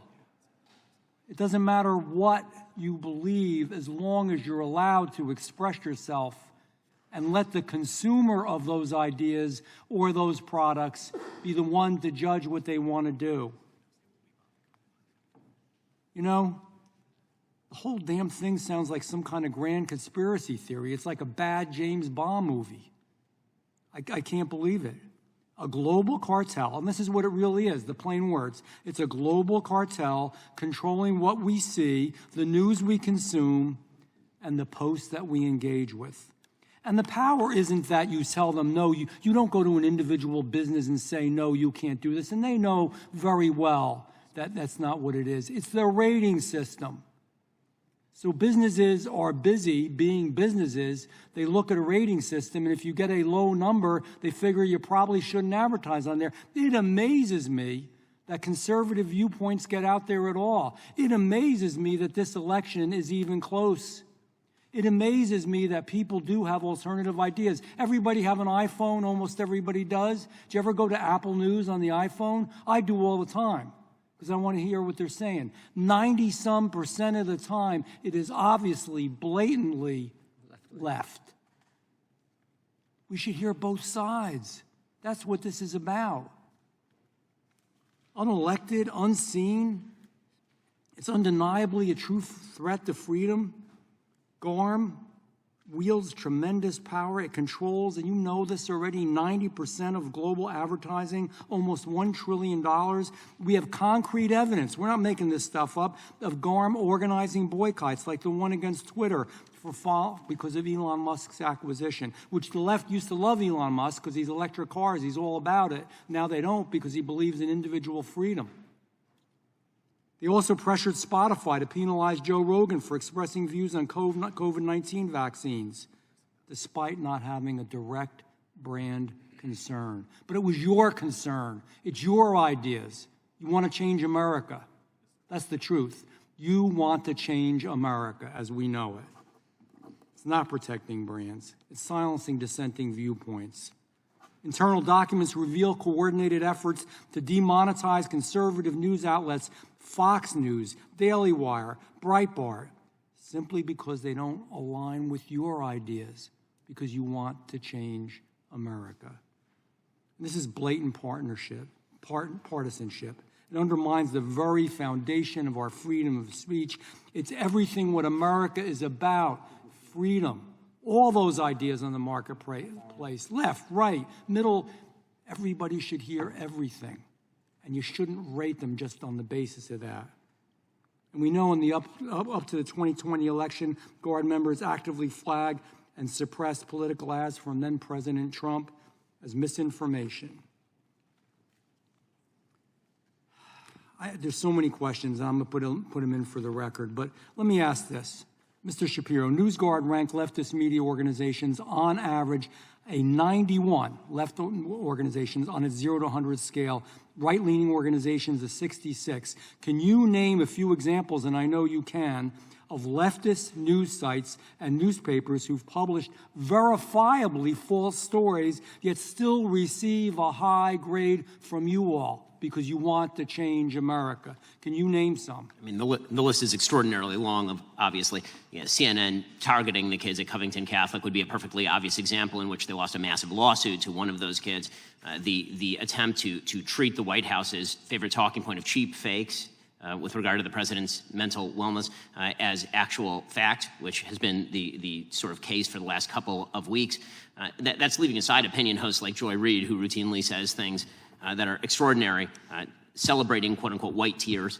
These sorts of things happen all the time on the left, but that has never amounted to a massive ding in the rating of, for example, MSNBC. Russian collusion, the idea that President Trump was himself some sort of Russian cat's paw, which was trotted out by the Democratic Party as well as the New York Times for literally years on end. And the list is endless, which is precisely why, if you look at the Gallup polls and levels of trust in media right now are at all-time lows. They were about 50% back in, say, 2005, and today they're south of 30%. There's a reason for that. They've blown out their credibility, but that doesn't seem to blow out their credibility with GARM or NewsGuard. Because they want to change America. I yield back. Time and gentlemen's expired. The gentleman from Vermont's recognized. Thank you, Mr. Chairman. Thank you to all the witnesses. I know you're all busy people. Appreciate your time here today. What I've gleaned from the hearing so far is that companies set up Global Alliance for Responsible Media out of common sense, out of business sense, out of the bottom line decisions, and not essentially about ideology. And I suspect many big corporations would advertise on hard right websites if it made business sense. But it doesn't oftentimes make business sense, and that's why companies make a different decision, and some of my colleagues are having a very difficult time accepting that. In the real world, most people, and I talk to constituents a lot, are very skeptical of conspiracy theories. They do not want to be on divisive platforms generally. They tend to unplug from news media generally right now because of the partisanship. They shy away from hate speech. They don't want to be fully engaged day to day on divisive partisan politics. And it follows that people get a negative impression of brands that are associated with that content. This is my understanding from everything that I've heard here today. This is at the heart of what you're talking about in terms of brand safety. So we can't help that there are conservative corners of the web that are rife with hate speech and misogyny and, yes, some disinformation. And it's simply a fact that companies operating in the free market have to contend with that. They have to make decisions about the situation that they're confronted with. And as others have pointed out, I do think there is some hypocrisy at work here when my colleagues claim to care so passionately about the free market, except when it tilts away from decisions that companies are making against posting advertisement on particular platforms that they think are not helping their bottom line. So, Mr. Patel, thank you so much for your time today. Why did Unilever decide to join GARM? Can you just take us through that quickly? Well, firstly, Unilever created the responsible framework in 2018 because there was a need to have safe content with social media platforms. Then in 2019, GARM was built from 12 advertisers, 6 multimedia sites, social platform sites and agencies. And that was because they needed some sort of structure to say, how would we define brand safety? And that's how the GARM was born. It was voluntary, and it's up to the social media houses to decide on what content is uploaded and not. I appreciate that. And you said it was based in need. Can you just flesh out for us when you say the need? What was that need? The need was for advertisers to make sure how would we have a safe place for our brands to be adjacent to content that we thought would be right for our consumers. And so there are risks to brands. And could you just give us one example of what that looks like when a decision is being made about your product and where it's placed? How does that potentially risk your brand? Well, an example would be, the Dove brand that's for 20 years has supported real beauty in the US would be next to content that would be harmful to shaming body shapes, which is not what the brand stands for. And you mentioned that, I believe you said that 75% of your $850 million ad budget is directed towards women in particular. Yeah. And so does advertising on parts of the web that feature hate, prejudice, misogyny help you sell your products to women? No. Right? No. No. Because I can speak here as a member of this committee. I can also speak here as a woman. No. Right? And so we have lost the thread here on the common sense. And I think we have to cut through all of the posturing here. Why would you want your brand next to speech that potentially is discriminatory towards women if most of your market that you're trying to sell to is women? Mr. Juhl, in your testimony, you describe an apolitical, industry-wide preference to advertise on sports and entertainment sites instead of news. Briefly, can you explain once again why that is? It's similar to what Mr. Patel just said. We want to avoid divisive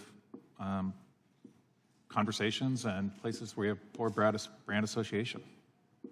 I really appreciate that. And in conclusion, I would just like to say this is something that we all should take to heart, that the divisive partisanship and the fear-mongering is not serving the nation. It's also not serving our economy. Thank you. I yield back. Gentleman from Alabama is recognized. Thank you, Mr. Chairman. I appreciate all the witnesses being here today. Mr. Patel, how much market share did you say you have in the United States? How many $1 million do you spend? We spend $850 million. So. Are any of those clients big pharma? Drug companies? No, sir. None at all? We spend our advertising on conventional media channels. But I mean, when you're buying ads, are you placing ads for big pharma, for pharmaceutical companies, or do you just? No, sir. Okay. Ben, I got a quick question for you. We've heard a lot today about some experiences with GARM and the way they've treated certain conservative medias, or at least what we appear to be a mistreatment of certain conservative medias. What about, how have those organizations like, say, Global Disinformation Index and NewsGuard, how have they impacted you as a business owner? Well, GARM and other organizations like it have worked in conjunction with GDI and NewsGuard to set standards. And again, those standards are purportedly objective. In practice, they rarely are. And so NewsGuard, for example, has penalized us openly for being a conservative site. And when we mention that we are actually honest about our biases, what they say is, well, that means you're not objective, as opposed to other outlets which claim to be objective and actually are biased toward the left, for example. So when these standards are set, this is part of the problem that I would hope that Congress would help uncover. The lack of transparency in the standards is actually a weapon that's used against one side of the political aisle. And I keep asking the question over and over and over again, can NewsGuard name a major right-wing outlet or conservative outlet that it deems brand safe? Can GARM do the same? Because I certainly have seen no evidence that they have deemed, say, the New York Times or CNN brand unsafe in the same way that they would for conservative outlets. So basically, you think liberal organizations are not being treated the same? Well, they're being whitelisted, and I think that, well, it's clear that it is true that the amount of money that's being spent in the ad market in news is declining. That does not mean that it is declining proportionately based on politics. That is not the case. A huge percentage of those ad dollars are still going to purportedly objective or left-wing outlets, and virtually none are going to right-wing outlets.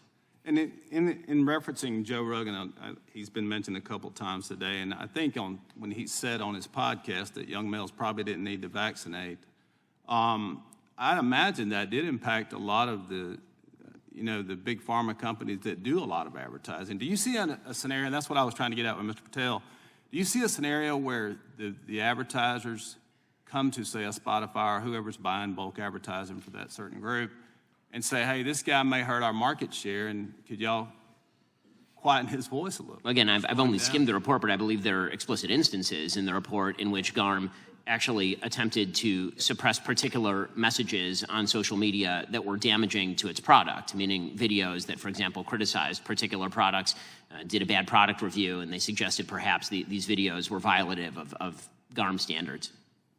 Mr. Juhl, I got a quick question here. One of your employees, John Montgomery, the Executive Vice President of Global Brand Safety, wrote a letter to the leader of GARM, Mr.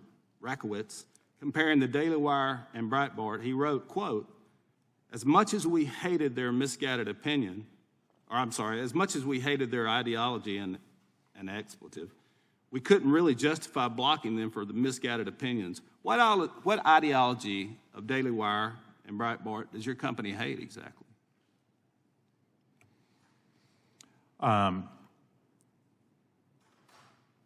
It's not an ideology that they're talking about, and John Montgomery no longer works at the company. Really what we're trying to do He is... said we hated their ideology in the quote. So what do you think, if he wasn't talking about ideology, what did he mean exactly? I think that's an individual viewpoint that he was espousing. It's not the firm's decision. It's not what GroupM's position is. And I can't speak for GARM directly. So, Ben, do you think that Mr. Juhl's answering that correctly, that that's not their ideology, that's just one former employee's ideology? I mean, that letter does use the first person plural, as in we, as opposed to I.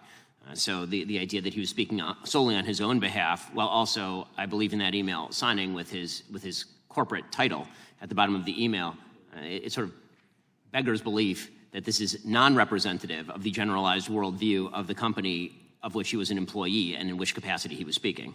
Ben, I got 15 seconds. What is hate speech? This happens to be the biggest problem with the label hate speech, that it has no specific definition, and we've seen it weaponized by some people on the other side of the aisle today to sort of broadly cover everything from things that we would all agree are disgusting and terrible to things that are essentially mainstream worldviews, like, for example, the idea that biological men and biological women are separate categories. These have all been lumped together, and this is the danger in setting up what are purportedly objective, pseudo-objective standards that are far too broad and subjectively applied. I love how one of the members of the committee a while ago said she is a woman. You know, All right, I yield back, Mr. Chairman. Gentleman yields back. Gentleman from California. Thank you, Mr. Chair. I find it interesting that earlier today, a congresswoman on the other side of the dais was justifying advertiser boycotts of Twitter or X based upon how unsavory the content is. I logged into X as she was speaking. It turns out she has 2 active accounts. And we have, I think, one of the most ideologically diverse committees in Congress here, and I haven't found anyone who isn't on the platform. I'll yield right now if there's anyone who isn't on the platform and you'd like to identify yourself, but President Biden is on X, AOC is on, Alexandria Ocasio-Cortez is on X, Gavin Newsom spends a ton of money advertising on X, and you would think that if there was any group that was going to be sensitive to these sort of, risk of being associated with content you disagree with, it would be elected officials. And yet we had essentially 0% of elected officials drop off of X, whereas we had 80% of advertisers pull back from X. So why is this? Well, the committee's report shows why it is. There was a organized, centralized mechanism for causing advertisers to leave the platform. We have an email where one member company to WFA executive says, based on your recommendations, we have stopped all paid advertisement on Twitter. And one of those executives later boasted of causing an 80% below revenue forecast result for Twitter. So, you've been brought in, Mr. Waller, by the minority to talk about how none of this raises any real antitrust concerns. But I think the issue is, and I think it's certainly a legitimate business interest to have brand-related concerns about where your content appears. But when you decide to withdraw from a platform, you have to balance that consideration against the loss of economic opportunity for reaching a particular consumer base. So just to ground it in a real-world example, and Mr. Shapiro, how many people do you say access your platforms across all the different platforms you have? Again, speaking on behalf of just my own YouTube channel, we had about 50 million unique viewers over the last 90 days or so. Okay, and so let's take the example of a brand. We've heard many brands today, ice cream. Presumably some of those 50 million like ice cream? I would assume so, yes. And so if you're an ice cream company, maybe you don't want to be associated with Daily Wire for whatever reason. Maybe you've cultivated a particular liberal image. But if you decide not to advertise on this platform, you have to weigh that brand-related consideration against the loss of the opportunity to reach those 50 million people. But maybe that decision becomes easier for you if you know that your competitors are also not going to be advertising to those 50 million people. Mr. Patel, you said that you took your advertisements off of X for a time. Did you consider at that time whether your competitors were going to do the same thing? No, sir. You had no consideration of that at all? No, sir. Well, it seems to me it's sort of inherent in this global association that now exists that assurance does exist to some degree. So, Mr. Waller, getting back to the antitrust issues, I'm looking at the FTC's own websites here. It says competitor restrictions on the amount or content of advertising that is truthful and not deceptive may be illegal if evidence shows the restrictions have anti-competitive effects and lack reasonable business justifications. They cite an order, actually, in a case involving the Arbiter Association that actually enjoined communications that regulated, restricted, impeded, declared unethical, interfere with, or advised against advertising or publishing. So with that in view, and in view of the fact that we have sort of this coordinating mechanism that exists, that's centralized, that reaches different types of competitors and different types of industries, and we've seen action where they act in concert to stop competing in a given segment, for example, the 50 million people that Mr. Shapiro reaches, and this behavior perhaps redounds to the detriment of consumers looking at the traditional consumer welfare standard and antitrust law. For example, one of his listeners or readers might not learn about the latest ice cream flavor that's available and may go on eating the same old flavors. This is a consumer welfare consideration. So why is this not a legitimate subject for antitrust scrutiny? That's a lot to unpack, and also I'm just here in my individual capacity, and I don't speak for, nor could I speak for the Federal Trade Commission. Companies are allowed, I'll take Mr. Patel at his word that when he makes an advertising decision, he may or may not take into account what his competitors are doing. But the mere fact that even if he did does not make that an antitrust violation. There's dozens of cases. But if he was assured that there was an association that they were all part of that is providing consistent advice as to where they should and should not advertise, does that change it? If he's making a truly independent decision, no, that would not change things from a point of view of antitrust law. Also, I wouldn't expect that Mr. Shapiro's many watchers and listeners would be unaware of ice cream options just because there are or not ads on that platform. Well, that doesn't really matter. They'd be more aware of them if they're available on the platform that they're using. And so that's the consumer welfare question. And so would you at least agree with me that if you're a company that has brand-related concerns about a particular platform, it's a different calculus whether to continue advertising there if you know your competitors are also not going to continue to advertise there? It's a different calculus at that point, isn't it? It may be, but the most important thing is whether it's an individual calculus or a concerted agreement. All right, yield back, thanks. It's hard to be an individual when it's 90% of the advertising spend. The gentleman from Virginia is recognized. Thank you, Mr. Chairman. We've heard a lot today about how large corporations, advertising agencies, and industry associations through GARM participated in boycotts and other coordinated actions to demonetize platforms, podcasts, and news outlets and other content deemed disfavored by GARM and its members. But I'm equally concerned by the insidious relationship between GARM's partners and the government censorship by CISA. What we've learned is that GARM's ad tech partner, Channel Factory, collaborated on a common lexicon for mis- and disinformation. Mr. Juhl, did GARM's ad tech partner collaborate on this lexicon? I can't speak to that. I'm happy to speak to GroupM and what we do with our customers, but I can't speak to GARM's ad tech partners and third parties that they've solicited. It's an independent company. Well, CISA utilized GARM ad tech partner Channel Factory to collaborate, and although GARM documents are unclear, what is clear is that the Channel Factory lexicon was developed in conjunction with CISA. We have Global Chief Strategy Officer of Channel Factory, Phil Cowdell, sharing the lexicon with Mr. Rakowitz and writing, "The industry will need a common lexicon and detailed definition in order to make progress as an industry." Attached is the lexicon we developed with CISA and DHS, which may provide a useful starting point.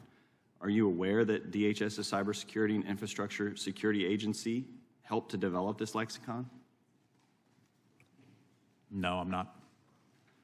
Well, the lexicon detailed definitions that contribute to or cause mis- or disinformation. For example, cheap fakes or malicious doctored video where content is selectively edited is listed as a contributing force to the spread of mis- or disinformation. The methods by which these definitions can be abused, especially through GARM, is clear.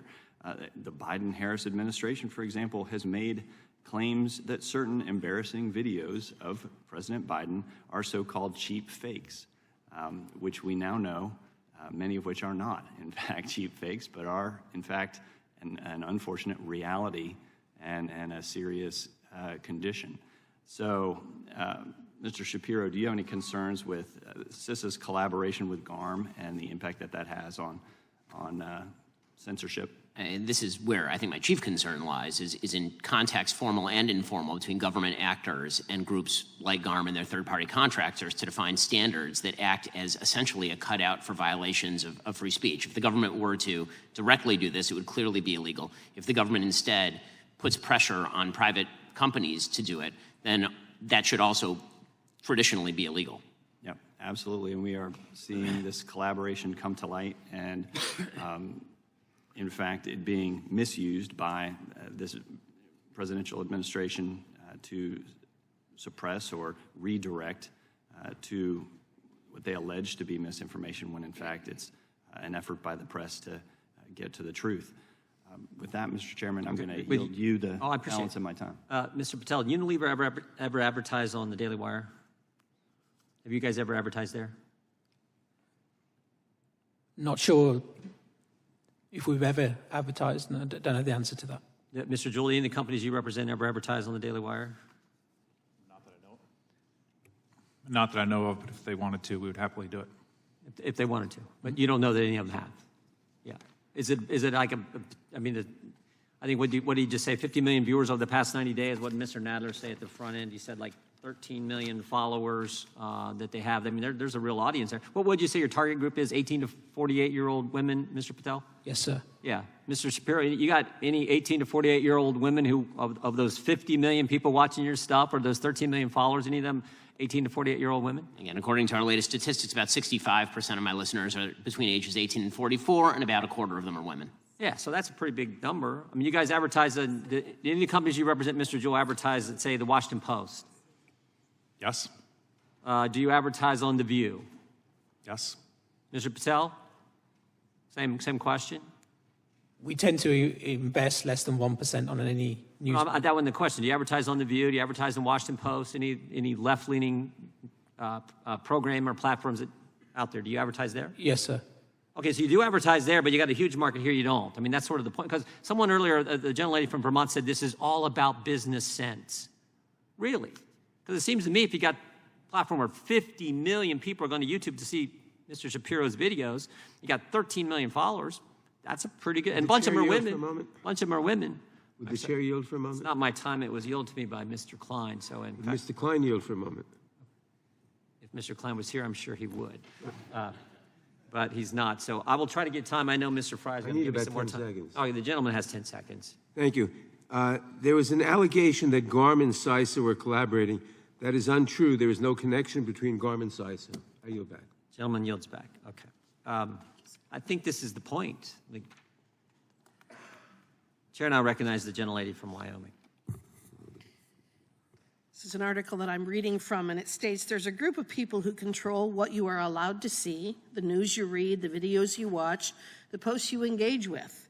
You haven't heard of them, you don't know their names, but they determine through methods both direct and indirect whether you are allowed to be exposed to particular messages. Their decisions can bankrupt companies, silence voices, and fundamentally shift cultural norms. Who are these people and how do they do this? Well, it's the World Economic Forum, the World Federation of Advertisers, and the Global Alliance for Responsible Media that was created by them. I ask for unanimous consent to submit this article into the record. There's a couple of things that I believe need to be corrected. Mr. Waller, you indicated early in your testimony that these various companies do not compete with each other, but that is in fact untrue. Unilever competes with Procter & Gamble, for example, and there are many other examples where these companies in fact do compete against each other. So when they are conspiring or colluding with each other to actually cut off conservative media, I think that there are absolutely antitrust considerations. And your willingness to just simply disregard that evidence is rather laughable in light of the information that has been brought to light today. Mr. Patel, you stated that Unilever seeks to avoid despicable content. That was what you stated in your testimony. Do you consider conservative media or philosophy to be despicable content? No, ma'am. Okay. And is GARM engaged in a political boycott of conservative media sources? GARM is not intended to represent Unilever and where it invests and where it doesn't That invest. wasn't what my question was. My question was, is GARM engaged in a political boycott of conservative media sources? I'm not able to answer that question. Mr. Juhl, is GARM engaged in a political boycott of conservative media sources? Not that I'm aware of. Okay, so then the testimony that GARM's actions are protected activity is not relevant to today's hearings, and in fact, GARM's operations likely constitute antitrust violations.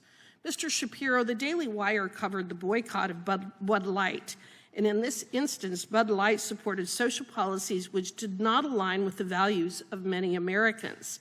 The facts were presented to the consumers, and they used their options that were available to select a different brand which did not offend their personal beliefs. This is different than when companies go into the shadows and use an organization such as GARM to organize a boycott to deprive consumers of the choice of where they get their news without the consumers ever even knowing that their choices are being limited. Wouldn't you agree? I do. It's a very different circumstance when consumers engage in a boycott than when companies conspire to engage in a boycott based upon the content or the philosophy of the news organization that they're boycotting.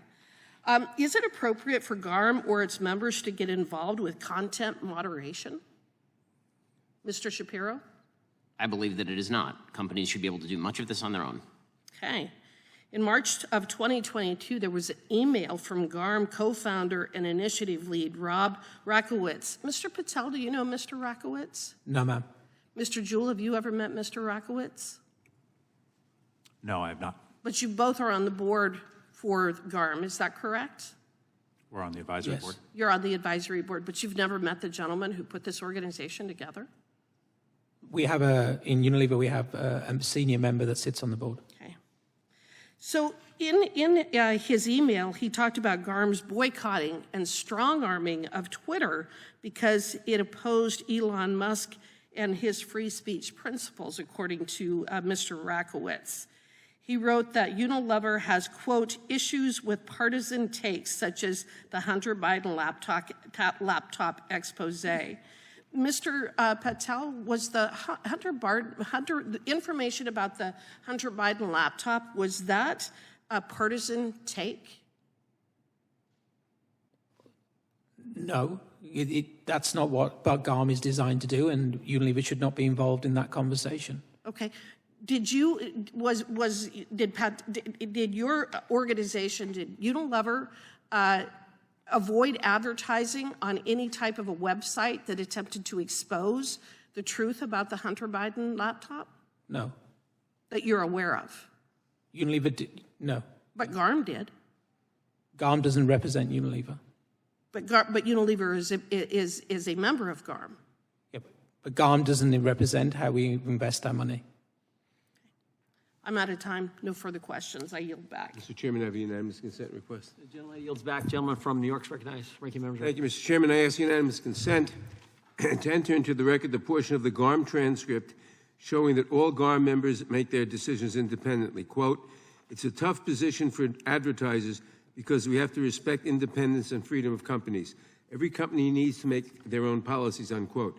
Mr. Chairman, if the majority wanted to ask about GARM's policies, they should have invited a witness from GARM who would have testified that all its members act independently. I yield back. We invited the witnesses who are the steer team who direct how GARM operates. So that's why Mr. Patel and Mr. Juhl are here. The gentleman from South Carolina is recognized. Mr. Chairman, I yield to you 2 minutes, sir.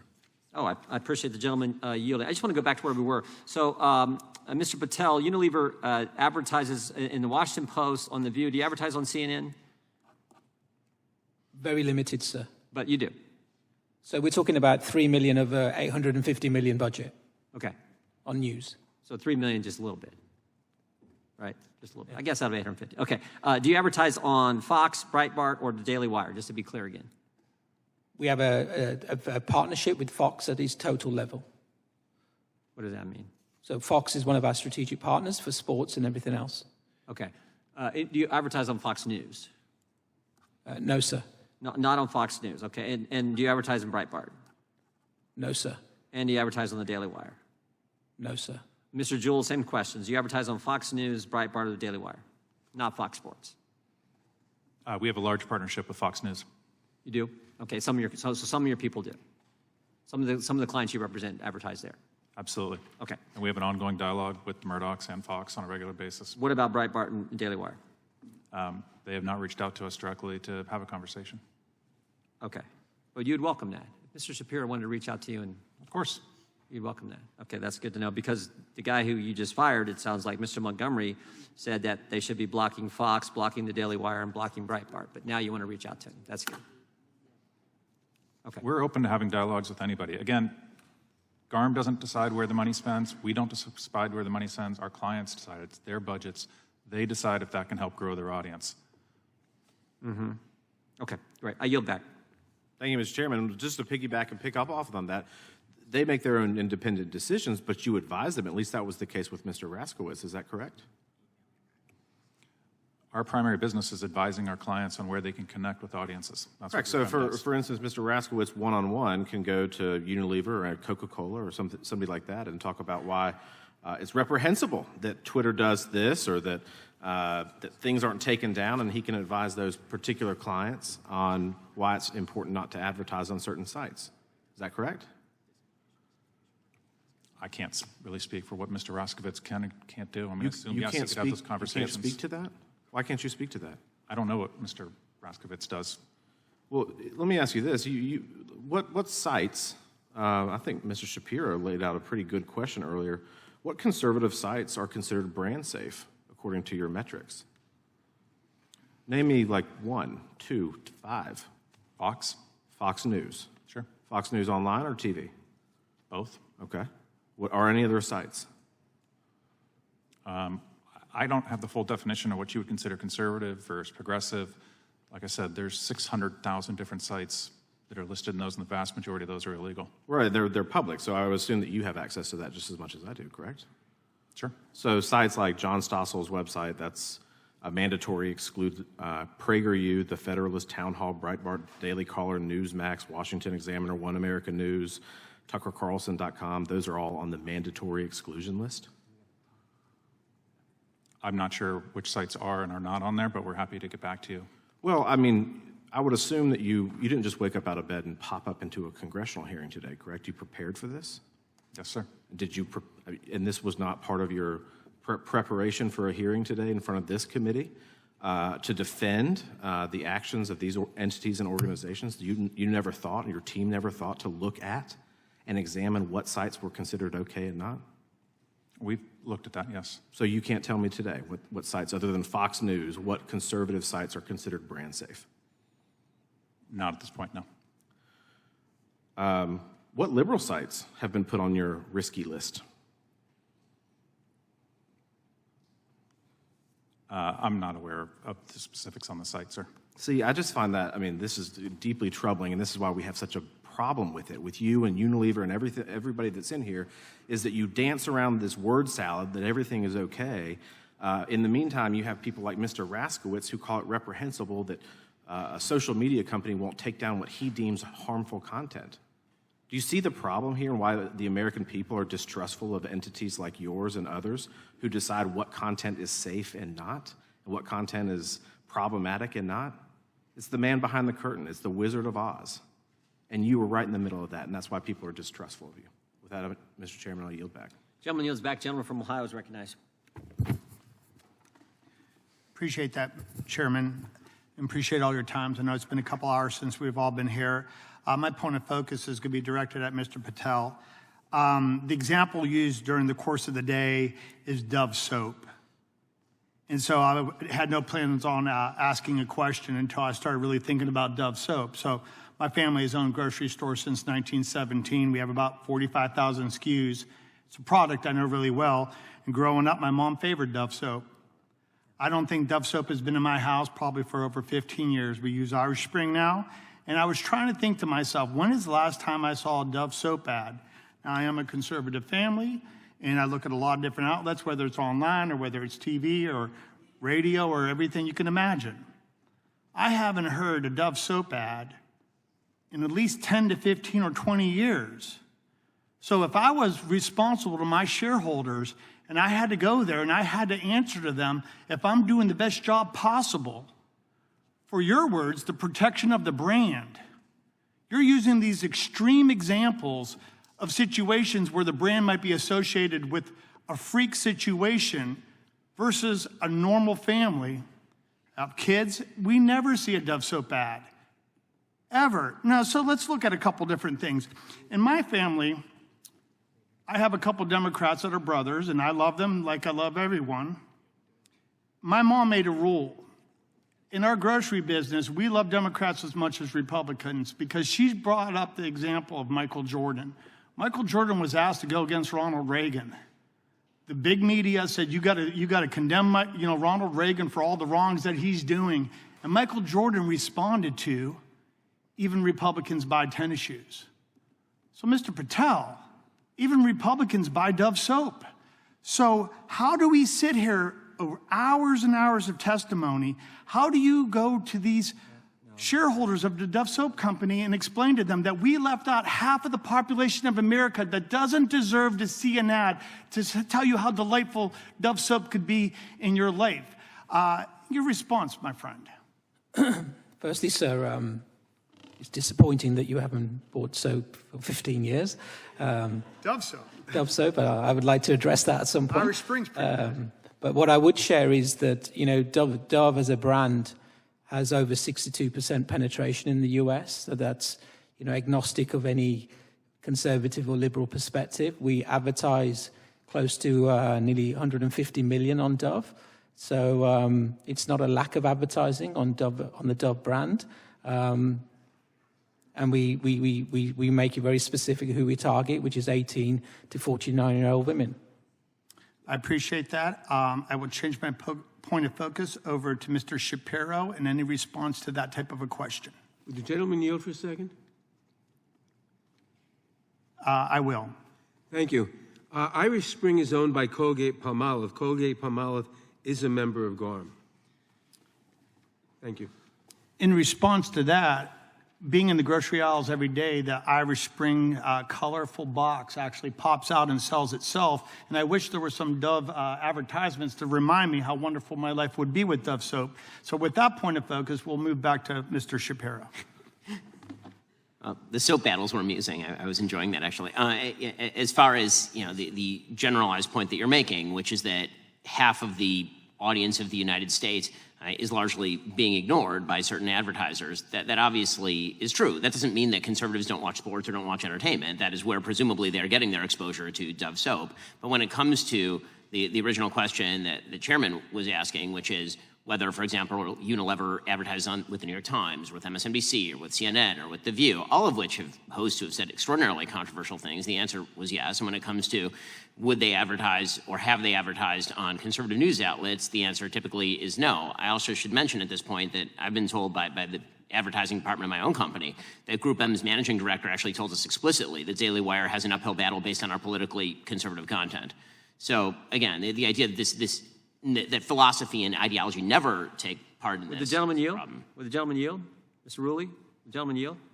I will. I just want to clarify that. So just a few minutes ago, Mr. Juhl said if you reached out to them, they'd be willing to talk and consider advertising. That actually happened? I've been told by, again, the people who, we have our own advertising department that deals with advertisers, obviously, and they did tell us that they'd spoken with the GroupM managing director who said that we would have a tough time breaking into their market specifically because of our political orientation. So Mr. Juhl doesn't, what he said under oath here doesn't I mean, they may have talked to Mr. Juhl, to be fair. I understand that. I'm not saying that, Mr. Juhl, but that doesn't comport with what happened when Daily Wire talked to GroupM. That's what I've been told by them. That's interesting. I yield back to the gentleman. I yield my time back.